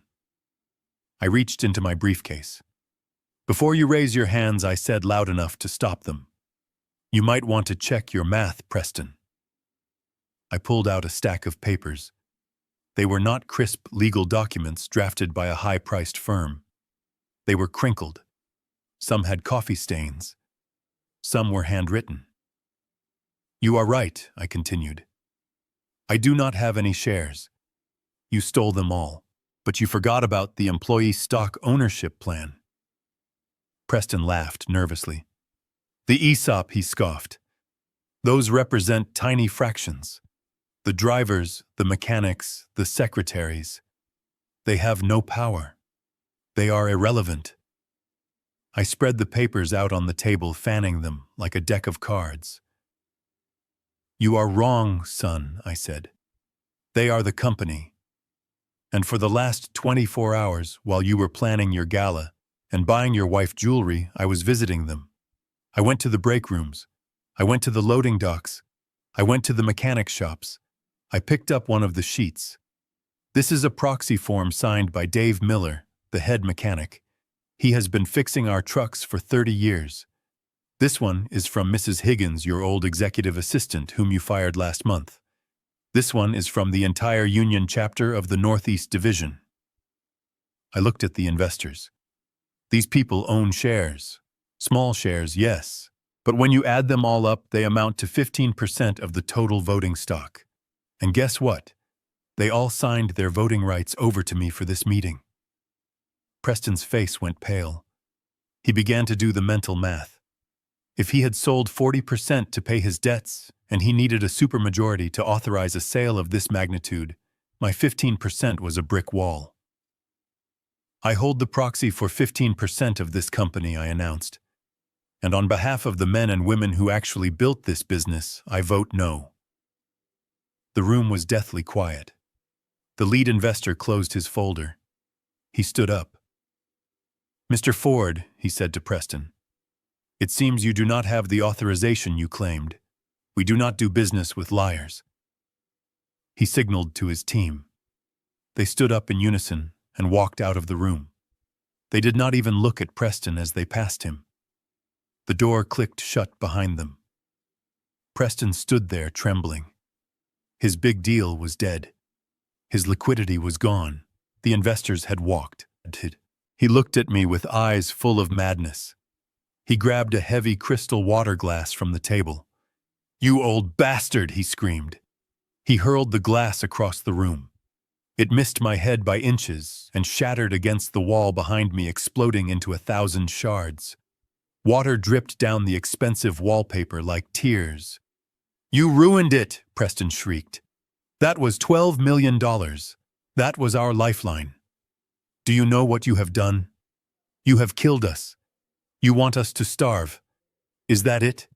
You want your own family to be out on the street." I did not flinch. I did not blink. I looked at the shattered glass, then back at him.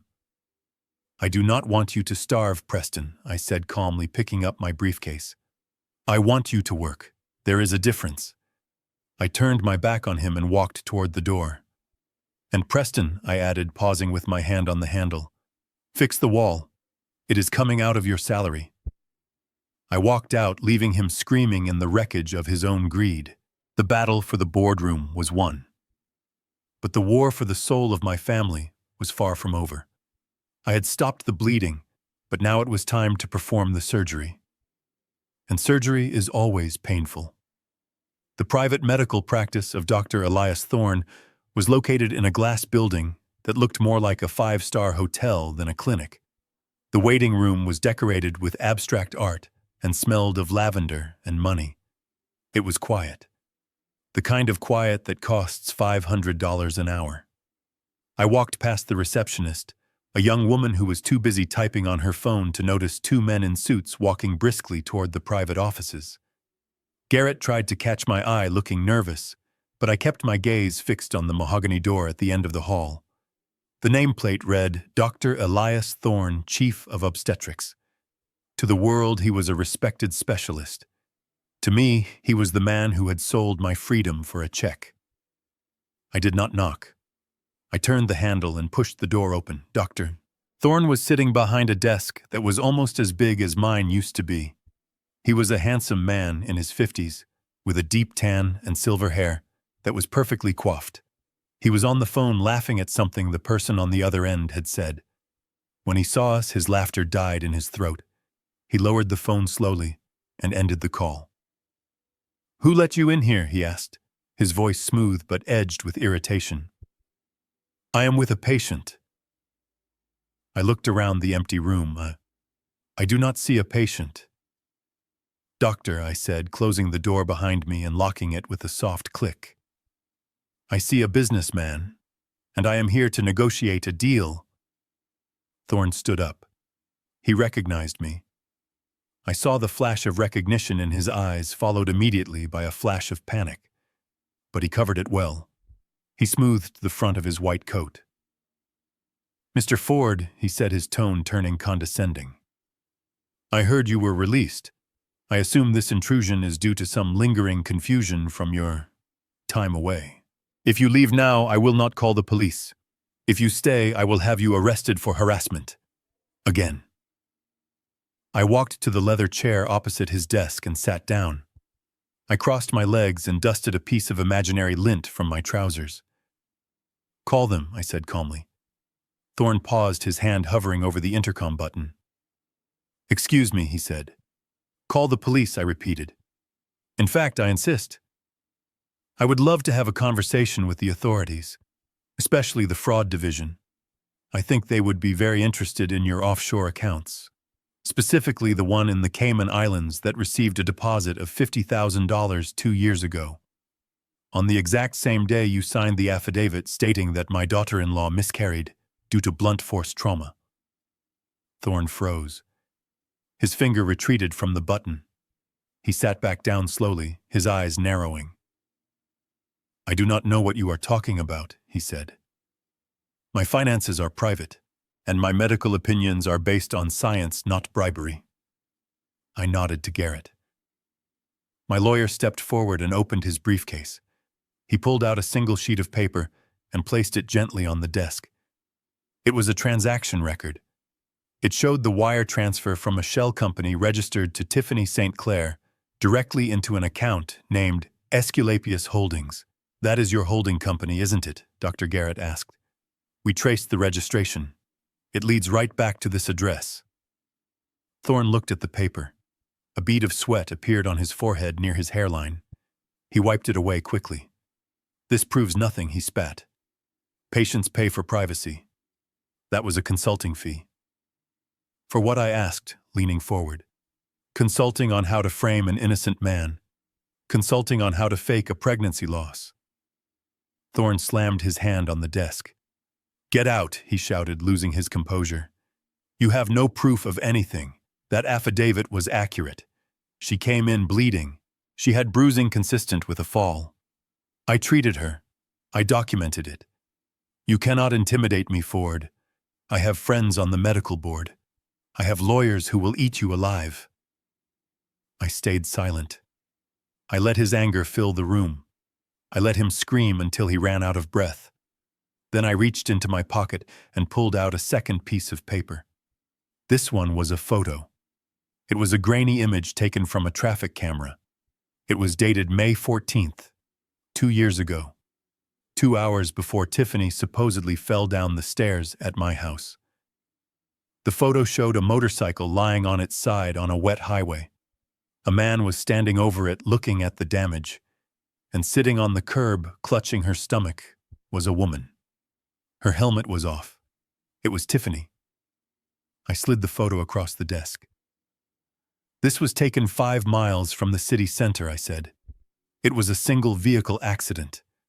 The police report says the driver lost control on a slick patch of road.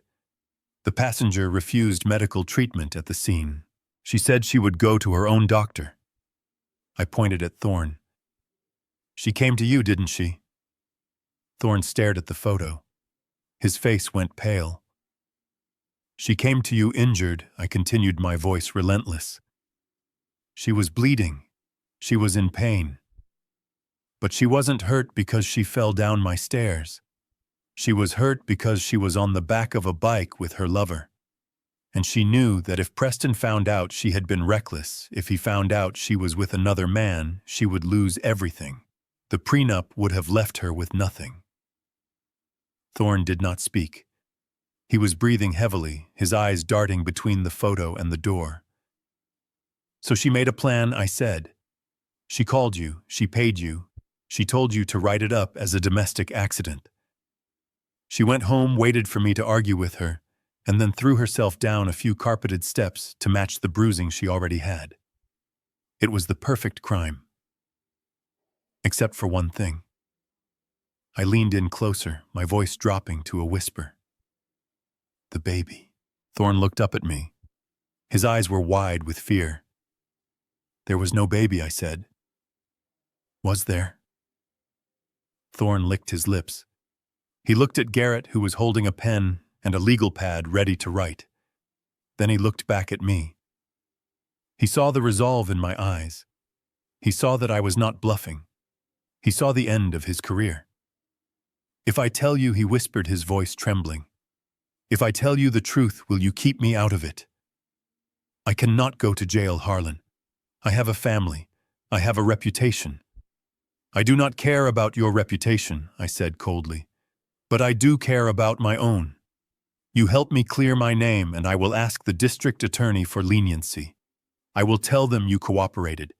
It is the best deal you are going to get. If you refuse, I walk out of here and I give this photo and that bank statement to the press. You will be destroyed by morning. Thorne slumped in his chair. He looked small. He looked defeated. He took off his glasses and rubbed his eyes. She was never pregnant, he said softly. Garrett began to write furiously. Say that again, I commanded. Louder. Thorne looked up, his eyes red. She was never pregnant with Preston's child, he said. She had a cyst, an ovarian cyst that had been causing her pain for months. She refused to get it treated because she was trying to get pregnant to secure her marriage. But she couldn't. And the accident, I asked. The accident ruptured the cyst, he confessed. That was the bleeding. That was the pain. She came to me terrified. She told me she had been with a friend. She said Preston would kill her if he knew. She begged me to help her. She said if I just wrote that it was a miscarriage, she could blame it on the fall. She said it would solve all her problems. She offered me $50,000. I had gambling debts. I took the money. I felt a wave of nausea. 2 years of my life. 2 years in a cage. All because of a cyst and a lie. And the stairs, I asked. She did that herself, he said, shaking his head. She staged it. She wanted to get rid of you. She said you were asking too many questions about the finances. She said you were in the way. It was 2 birds with 1 stone. I sat back in the chair. I felt lightheaded. The truth was uglier than I had imagined. It wasn't just greed. It was pure malice. Write it down, I said. What? Thorne asked. Write a full confession, I said, pointing to his notepad. Detail everything. The cyst, the accident, the bribe, the the fake diagnosis, and sign it. Thorne hesitated for a second, then grabbed his pen. He wrote for 10 minutes. The only sound in the room was the scratching of the pen on paper and his ragged breathing. When he was finished, he pushed the pad toward me. I read it. It was damning. It was perfect. I stood up. I took the notepad and handed it to Garrett. "We need this notarized," I told Garrett, "and we need a copy sent to the district attorney immediately." I looked down at Thorne. He was sitting with his head in his hands. "You are a disgrace to your profession," I said. "I know," he whispered. I walked to the door and unlocked it. "Do not leave town, doctor," I said. "The police will be coming for you. But at least now you have a chance to tell them you were coerced. It might save you a few years." I walked out of the office and down the hall. Garrett walked beside me, clutching the notepad like it was the Holy Grail. "We got him," Garrett said, his voice full of awe. "We actually got him." "We got the pawn," I said, staring straight ahead. "Now we go for the queen." I walked out of the building and into the sunlight. The air felt cleaner. The city noise sounded like music. I had the weapon I needed. The noose was tightening around Tiffany's neck. And tomorrow I would kick the chair out from under her. The grand ballroom of the city museum was a spectacle of excess. Crystal chandeliers hung from the vaulted ceiling like frozen fireworks, casting a golden glow over the city's elite. There were 500 guests tonight. Men in tuxedos who controlled the city's banks, and women in gowns that cost more than a teacher's annual salary. They were drinking vintage champagne and eating caviar, oblivious to the fact that they were standing in a slaughterhouse, and the pig being led to the slaughter was my son. I stood in the shadows of the velvet curtains, stage right.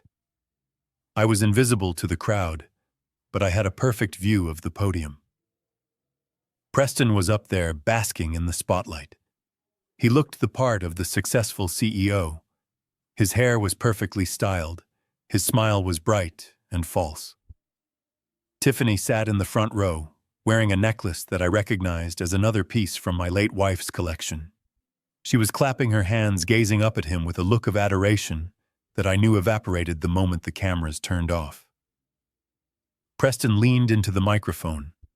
His voice boomed through the hall, confident and smooth. "Ladies and gentlemen," he said, spreading his arms wide, "tonight is not just about raising money for the arts. It is about legacy. My father, Harlan Ford, built a great foundation. But the future belongs to innovation. The future belongs to those brave enough to take risks. And I am proud to announce that Ford Logistics is entering a new era of prosperity. We are expanding, we are growing, and we are stronger than ever." I checked my watch. It was 8 o'clock exactly. The timing was crucial. At that exact moment, across the city and across the globe, the automated press release from Nemesis Corporation hit the newswires. Simultaneously, the foreclosure notice was filed electronically with the county clerk, and most importantly, the notification was pushed to the financial apps on every smartphone in the room. It started as a ripple. A phone chimed in the back of the room. Then another. Then a pocket buzzed against a thigh. Then a purse vibrated against a chair leg.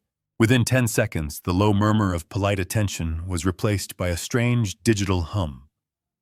The sound of 500 devices receiving bad news at the same time. Preston faltered. He noticed the shift in the room. He saw the head of the Commerce Bank look down at his phone and frown. He saw the mayor whisper something to his wife and point at the stage. "We are," Preston stammered, trying to regain control. "We are committed to excellence." But nobody was listening to him anymore.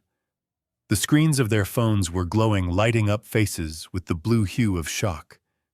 The headline was short and brutal. "Ford Logistics defaults. Nemesis Corp seizes control. Assets frozen. Bankruptcy imminent." The whispering started. It grew louder like the buzzing of angry bees. I saw a woman in the second row show her phone to Tiffany.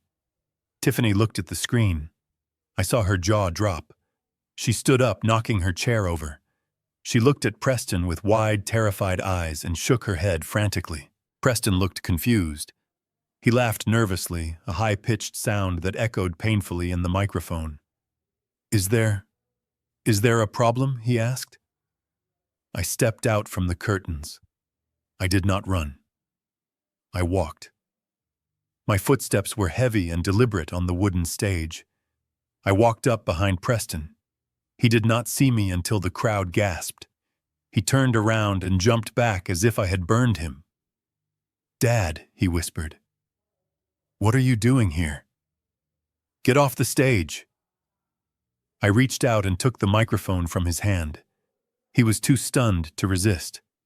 I gripped the stand and looked out at the sea of faces. I saw the shock. I saw the judgment. And I saw the realization dawning on them that the king was dead and the old lion had returned. "Good evening, everyone," I said. My voice was calm, cold, and steady.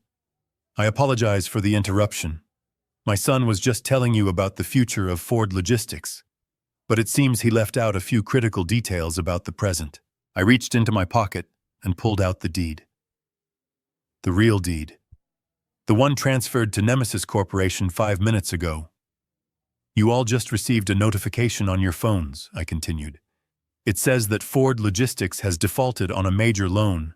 It says that a company called Nemesis Corporation has exercised its right to seize all assets, including the corporate headquarters, the fleet, and the executive voting rights."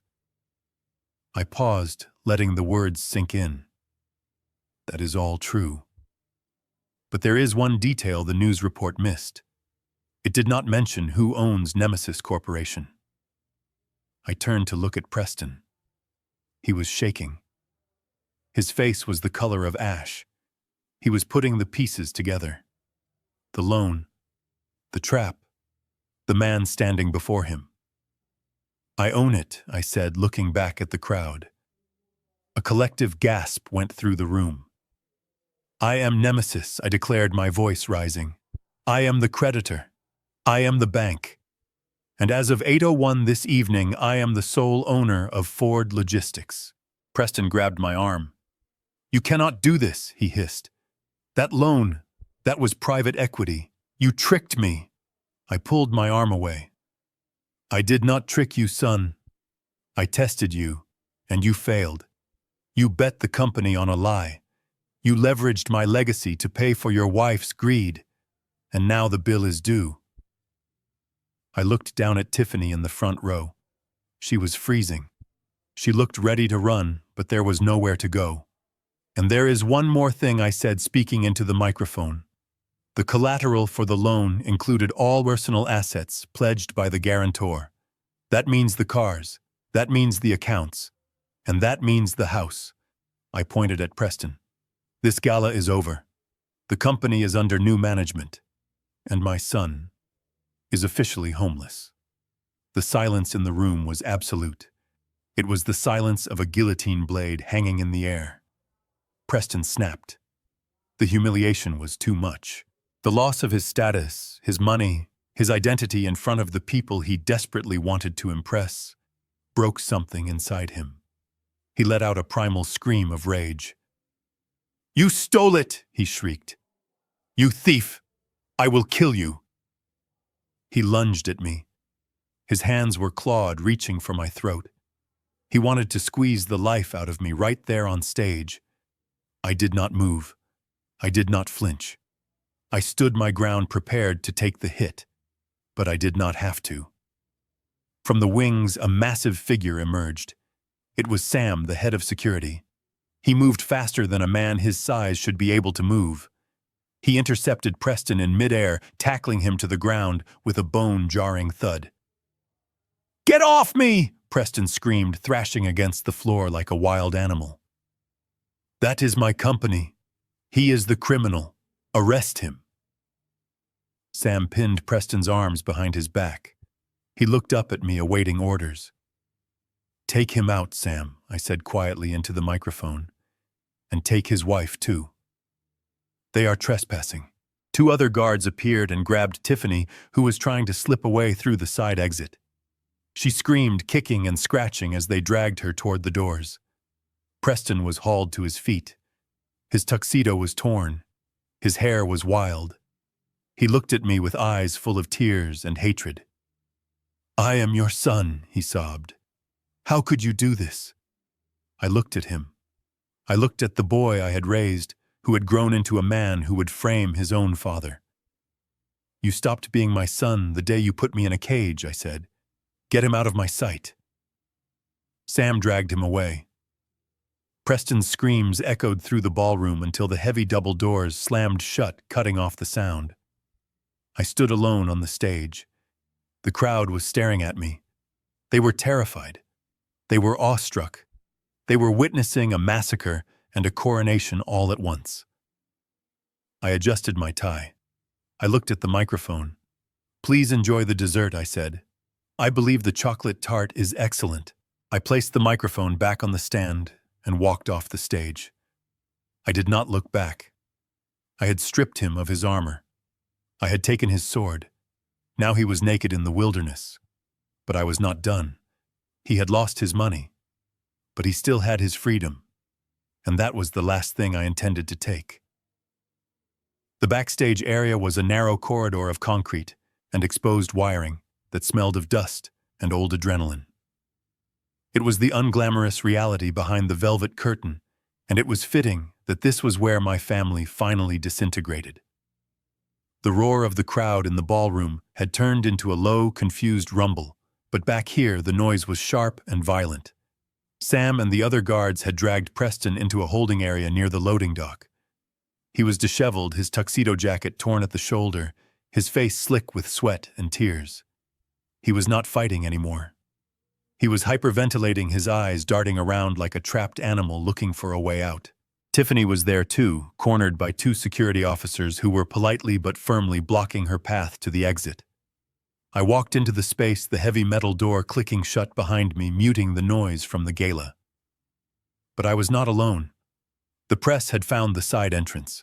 A dozen reporters with cameras and microphones were pushing against the security line, their lenses hungry for the aftermath of the explosion I had just detonated on stage.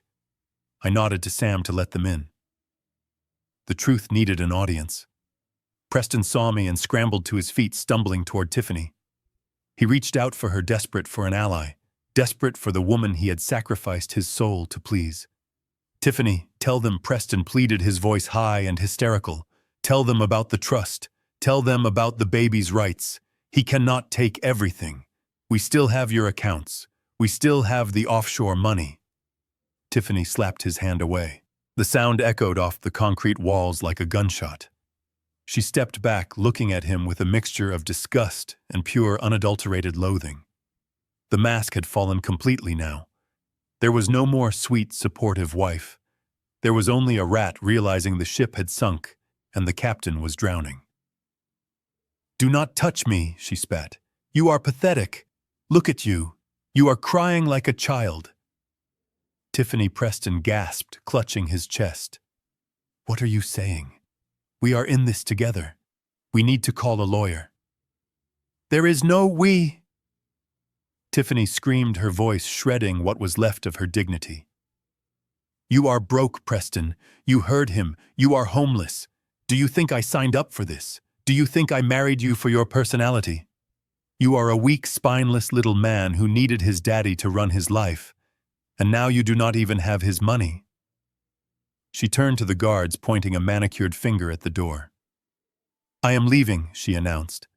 "I am filing for divorce in the morning. And you can tell your father that I am taking half of whatever scraps are left. I want spousal support.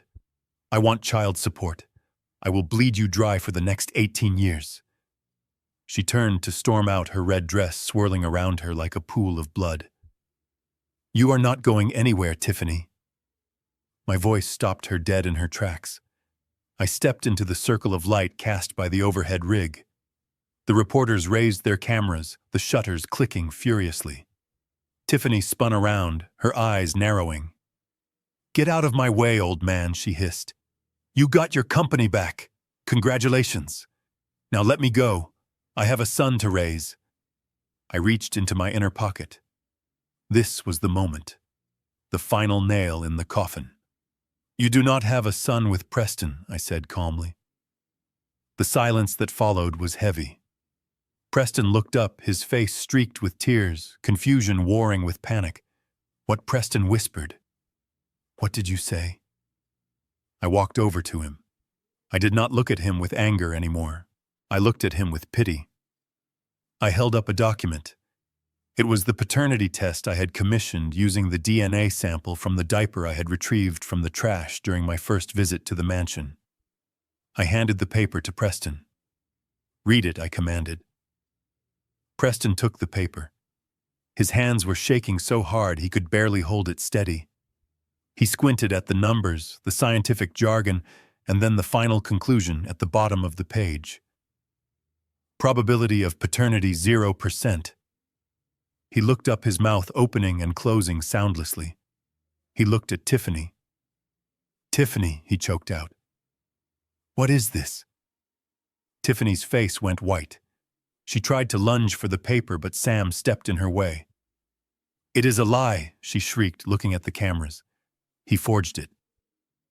He is trying to frame me. I pulled out the second document. The confession from Dr. Thorne. I held it up for the press to see. And this, I addressed the reporters, my voice projecting clearly, for the microphones, is a sworn affidavit from Dr. Elias Thorne. It details how Ms. St. Clair paid him $50,000 to fake a miscarriage 2 years ago. There was never a baby then. And the baby she has now. I turned my gaze back to Tiffany, who was now trembling, her back pressed against the wall. I did some digging, Tiffany, I said. I checked the visitor logs at the gym you go to. I checked the credit card receipts for the hotel rooms. And then I ran a second DNA comparison. I pulled out a photo. It was a picture of the personal trainer, the man with the tattoo on his neck. Meet the real father, I said, dropping the photo at Preston's feet. Preston stared at the photo. He stared at the paternity test. And then he looked at his wife. The woman he had sent his own father to prison to protect. The woman he had stolen millions of dollars to impress. The woman who was currently looking at him, not with love, but with the terrified eyes of a con artist caught in the act. Is it true? Preston whispered. His voice was broken. It sounded like glass grinding in a machine. Tiffany did not answer. She didn't have to. Her silence was a confession. And then Preston screamed. It was not a scream of anger. It was a scream of agony. It was the sound of a man realizing that his entire reality was a hallucination. He fell to his knees on the dirty concrete floor. He grabbed his hair, pulling at it, rocking back and forth. I put him in jail, Preston wailed, slamming his fist into the ground until his knuckles bled. I put my own father in jail for you. I destroyed my life for you. And it was all a lie. He looked up at me, his eyes wide and bloodshot, filled with a horror that would haunt him for the rest of his life. Dad, he sobbed. Dad, I didn't know. I swear I didn't know. She told me you hurt her.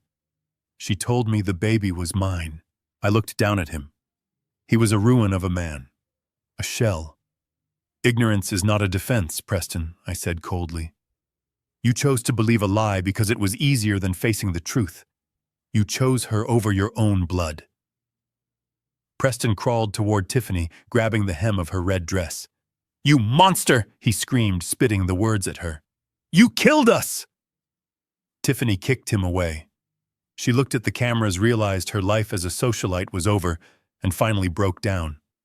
She slid down the wall, burying her face in her hands, sobbing not for what she had done, but for what she had lost. I turned to the press. You have your story, I said. The fraud, the adultery, the theft. Print it all. I looked at Sam. Call the police, I ordered. We have a confession to file, and I believe there are outstanding warrants for both of them now. I turned and walked toward the exit door. Behind me, the sound of Preston's weeping mixed with the flashing of cameras and the shouting of reporters. It was a symphony of destruction. I walked out into the cool night air. The gala was still going on inside, but the party was over. The house of cards had fallen, and I was the only one left standing. The night air outside the museum was no longer cool and quiet. It was a cacophony of sirens and shouting. The red and blue lights of the police cruisers bounced off the wet pavement, creating a strobe effect that made everything look like a fractured nightmare. I stood near the valet stand, watching the scene unfold. The guests from the gala had spilled out onto the grand staircase, their expensive gowns and tuxedos huddled together against the wind, their phones raised high to capture the fall of the House of Ford. They had come to see a coronation, but they were staying for an execution. Sam had done his job well. The police had arrived in force. They were not the local beat cops who might look the other way for a donation. These were detectives from the Financial Crimes Division and officers from the state prosecutor's office. They moved with a grim efficiency that told me they had read the files Garrett and I had sent over. They knew exactly who they were looking for. Tiffany was the first to emerge from the side exit. She was flanked by two female officers who held her by the arms. Her red dress, which had looked so regal on stage, now looked like a costume from a cheap play. Her hair was wild, her makeup smeared across her cheeks. She was not going quietly. She was screaming, kicking her heels against the concrete, trying to twist away from the grip of the law. "You cannot do this," she shrieked, her voice raw. "Do you know who I am?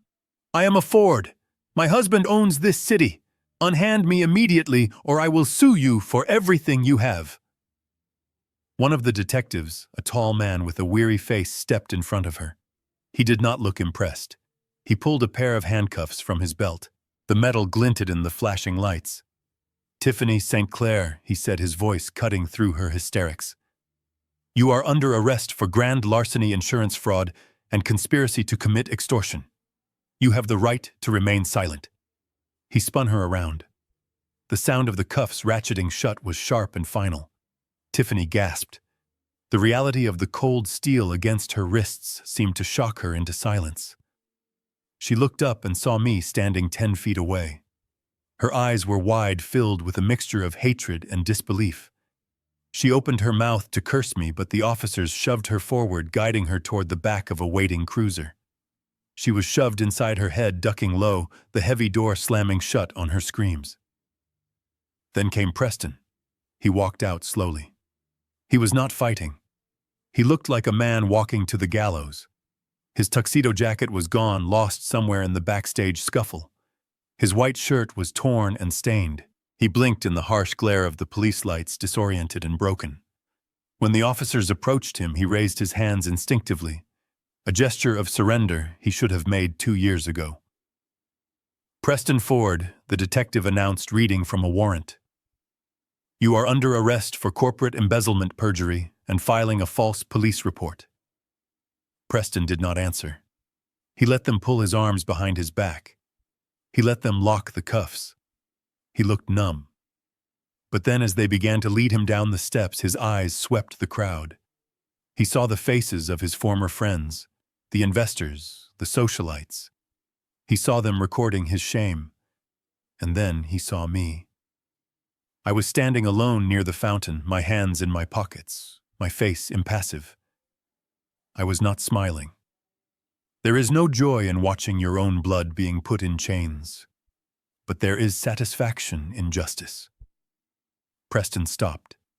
He planted his feet, fighting against the officer's grip. "Dad," he cried out. The officers tried to push him forward, but he threw his weight back, desperate to reach me. "Dad, wait. Please." He broke free from one of the officers for just a second, stumbling toward me. He fell to his knees on the wet asphalt, sliding until he was right in front of me. He looked up, tears streaming down his face, mixing with the sweat and the dirt. He looked like a child again, the little boy who used to scrape his knees and run to me for comfort. But that boy was dead. He had been killed by the man kneeling before me. "Dad. Please," he sobbed, trying to reach for my hand with his bound wrists. "Stop this. Tell them it was a mistake. I am your son. You cannot let them take me to prison. I will die in there." I looked down at him. I saw the fear in his eyes. It was the same fear I had felt every night for 730 days. The fear of the cage. The fear of being forgotten. "I made a mistake," he pleaded, his voice cracking. "I was stupid. I was weak. But I am family. You said family protects each other. Save me, Dad.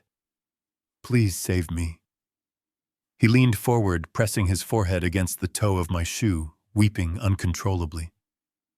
I looked at the crowd. They were silent, watching the final act of the tragedy. I looked at the police officers who had paused, giving us a moment. They waited for my signal. They thought perhaps the father would soften. They thought perhaps mercy would win.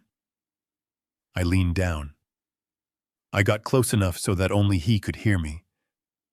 I smelled the fear on him. "I protected you for 40 years, Preston," I said, my voice low and hard like granite. "I gave you a home. I gave you an education. I gave you a company. I taught you right from wrong. I taught you that a man's word is his bond." Preston looked up, hope flickering in his eyes. "Yes," he whispered. "Yes, Dad." I stood up straight, towering over him. "But you did not learn," I said. "You chose to listen to greed. You chose to listen to a liar. And when I tried to warn you, you locked me away to silence me." I pulled my foot back, breaking the contact between us. I kicked his hand away gently but firmly, a gesture of absolute rejection. "I have taught you everything I can, son," I said coldly. "And you failed every test. So now I am sending you to a new school." Preston's eyes went wide with horror. "No," he gasped. "No, Dad, please. Let prison teach you," I said. "Maybe the walls will teach you the value of freedom. Maybe the silence will teach you the value of truth, because I am done teaching you." I nodded to the officers. "Take him," I said. Preston screamed. It was a long, agonizing wail that tore through the night. The officers grabbed him by the shoulders and hauled him to his feet. He thrashed and kicked, looking back at me with eyes full of betrayal, but I did not look away. I watched him being dragged toward the second cruiser. The press surged forward, the flashbulbs exploding like lightning, illuminating his twisted face one last time before he was shoved into the back seat. The door slammed shut. The lock clicked. The sirens wailed as the cars pulled away, their red lights fading into the distance, carrying away the rot that had infected my life. I stood there in the aftermath, the rain starting to fall again, washing the pavement clean. The guests began to disperse, whispering nervously, avoiding my gaze. They knew that the man standing by the fountain was not just a survivor. He was a force of nature. I took a deep breath. The air tasted cold and sweet. My son was gone. My daughter-in-law was gone. My house was empty. But for the first time in 2 years, I was not alone. I had my dignity. I had my truth. And tomorrow, I had a company to rebuild. The morning sun streamed through the floor-to-ceiling windows of the executive suite on the 42nd floor. It was a clean, sharp light, not the gray gloom that had hung over the city on the day of my release. The office had been restored. The treadmill was gone. The mirrors were gone. My mahogany desk was back in its rightful place, polished to a shine that reflected the skyline of the empire I had built. The air smelled of fresh coffee and expensive leather. It smelled of order. I sat in my high-backed chair, signing the final stack of documents. My hand was steady. The signature was bold and sweeping, just as it had been 30 years ago. Across from me sat Sarah. She was no longer the frightened waitress in a stained uniform hiding in a diner booth. She was wearing a tailored navy suit that fit her perfectly. Her hair was styled, and her eyes behind her new glasses were sharp and intelligent. She was reviewing the quarterly projections on her tablet, tapping the screen with the confidence of a seasoned executive. I had appointed her chief financial officer 2 weeks ago. Some of the board members had raised their eyebrows at her lack of corporate experience. But after she found 3 hidden accounts that Preston had used to siphon money, they went silent. She had the one qualification that mattered more than an MBA. She had integrity. I placed the pen down on the document. It was done. The Harlan Ford Legal Defense Fund is officially established, I said, sliding the paper across the desk. $5 million in initial funding. It will provide top-tier legal representation for elderly people who are being financially exploited by their families. No one should have to rot in a cell because their children want an early inheritance. Sarah took the document and smiled.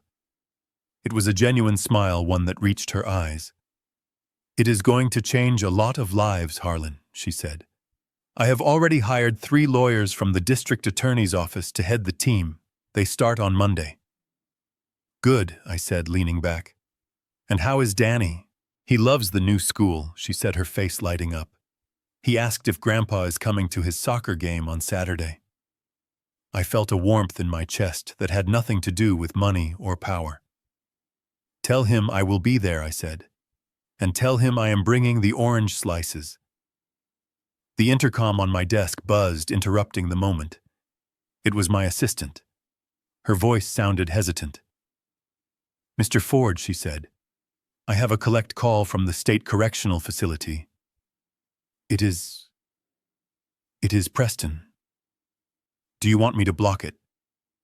I looked at the phone. The red light was blinking, a rhythmic, pulsing warning. Sarah looked up at me, her expression tightening. She did not say anything, but I knew what she was thinking. She was thinking about the fear, the threats, the years of manipulation. I stared at the light for a long moment. 2 years ago, I would have answered immediately. I would have rushed to fix whatever mess he had made. I would have paid the bail, hired the experts, and buried the truth. But the man who did that was gone. He had died in a prison cell, leaving behind only the nemesis. "Put him through," I said. "But keep it on speaker." There was a click, and then the automated voice announced that the call was being recorded. Then came the sound of heavy breathing and background noise. Clanging doors, shouting, the sounds of hell. Dad Preston's voice crackled through the speaker. It was thin and desperate. "Dad, are you there?" "I am here, Preston," I said, my voice flat.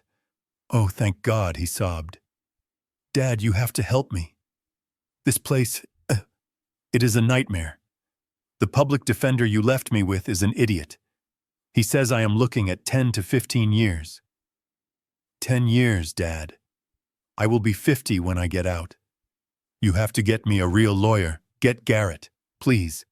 I know you are angry, but you cannot let me rot in here." I listened to his pleading. I waited for a sign of remorse. I waited to hear him ask about his son. I waited to hear him apologize to Sarah. But there was nothing. Only his own pain. Only his own needs. Even in chains, he was still the same selfish boy who thought the world owed him a living. "I am not angry, Preston," I said calmly. "Anger implies surprise, and I am not surprised anymore." "Dad, stop the lecture," Preston shouted, his voice rising in panic. "I need money. I need an appeal. You have millions. Just transfer some to my commissary account at least." "I am hungry, Dad. The food here is sludge." I looked at the sandwich on my desk that I hadn't touched yet. "The food is supposed to be bad." "Preston," I said, "it is prison. I ate it for 2 years. You will get used to it." "Dad, please," he wailed. "I am your son. Blood is thicker than water, remember. You always said that." I reached out and hovered my finger over the disconnect button. "I did say that," I replied. But I learned something new in the dark Preston. Blood may be thicker than water, but it can also be poisonous. And when a limb is gangrenous, you do not keep it because it is part of you. You cut it off to save the body. No, Dad, wait, do not hang up, Preston screamed. I already have, I said. I pressed the button. The line went dead. The silence that followed was absolute. It was not heavy. It was not sad. It was light. It was the feeling of a heavy pack being dropped after a long hike. I looked at Sarah. She was watching me with tears in her eyes, not of sadness, but of understanding. Are you okay? She asked softly. I stood up and walked to the window, looking out at the city below. The cars looked like toys. The people looked like ants. Life was going on down there, chaotic and beautiful. I am better than okay, I said. I am free. I turned back to look at her. People say that family is everything.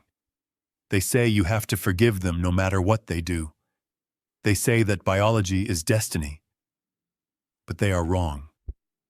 Family is not about whose DNA you share. It is about who stands by you in the rain. It is about who respects you when you have nothing. It is about who tells you the truth even when it hurts. I walked over and placed a hand on Sarah's shoulder. I lost a son, I said. A son who saw me as nothing more than a bank account. But I gained a daughter who sees me as a man. And on Saturday, I am going to watch my grandson play soccer. That is a fair trade. I walked back to my desk and picked up my pen. Now, I said, let us get back to work. We have an empire to run. This story teaches us a harsh but necessary truth. Toxic behavior should never be tolerated simply because it comes from family. Harlan spent years enabling his son's entitlement, believing that love meant shielding him from consequences.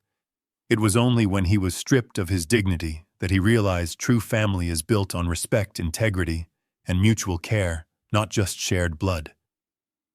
Setting boundaries is not an act of cruelty. It is an act of self-preservation. Sometimes the bravest thing you can do is walk away from the people who hurt you to find the peace you deserve. If this story resonated with you, if you have ever had to stand up for your own worth against those closest to you, please hit that like button and subscribe to the channel. It helps us share more stories of resilience and justice. And I want to hear from you. Have you ever had to cut ties with a toxic family member to save yourself? Let me know your story in the comments below. See you in the next video.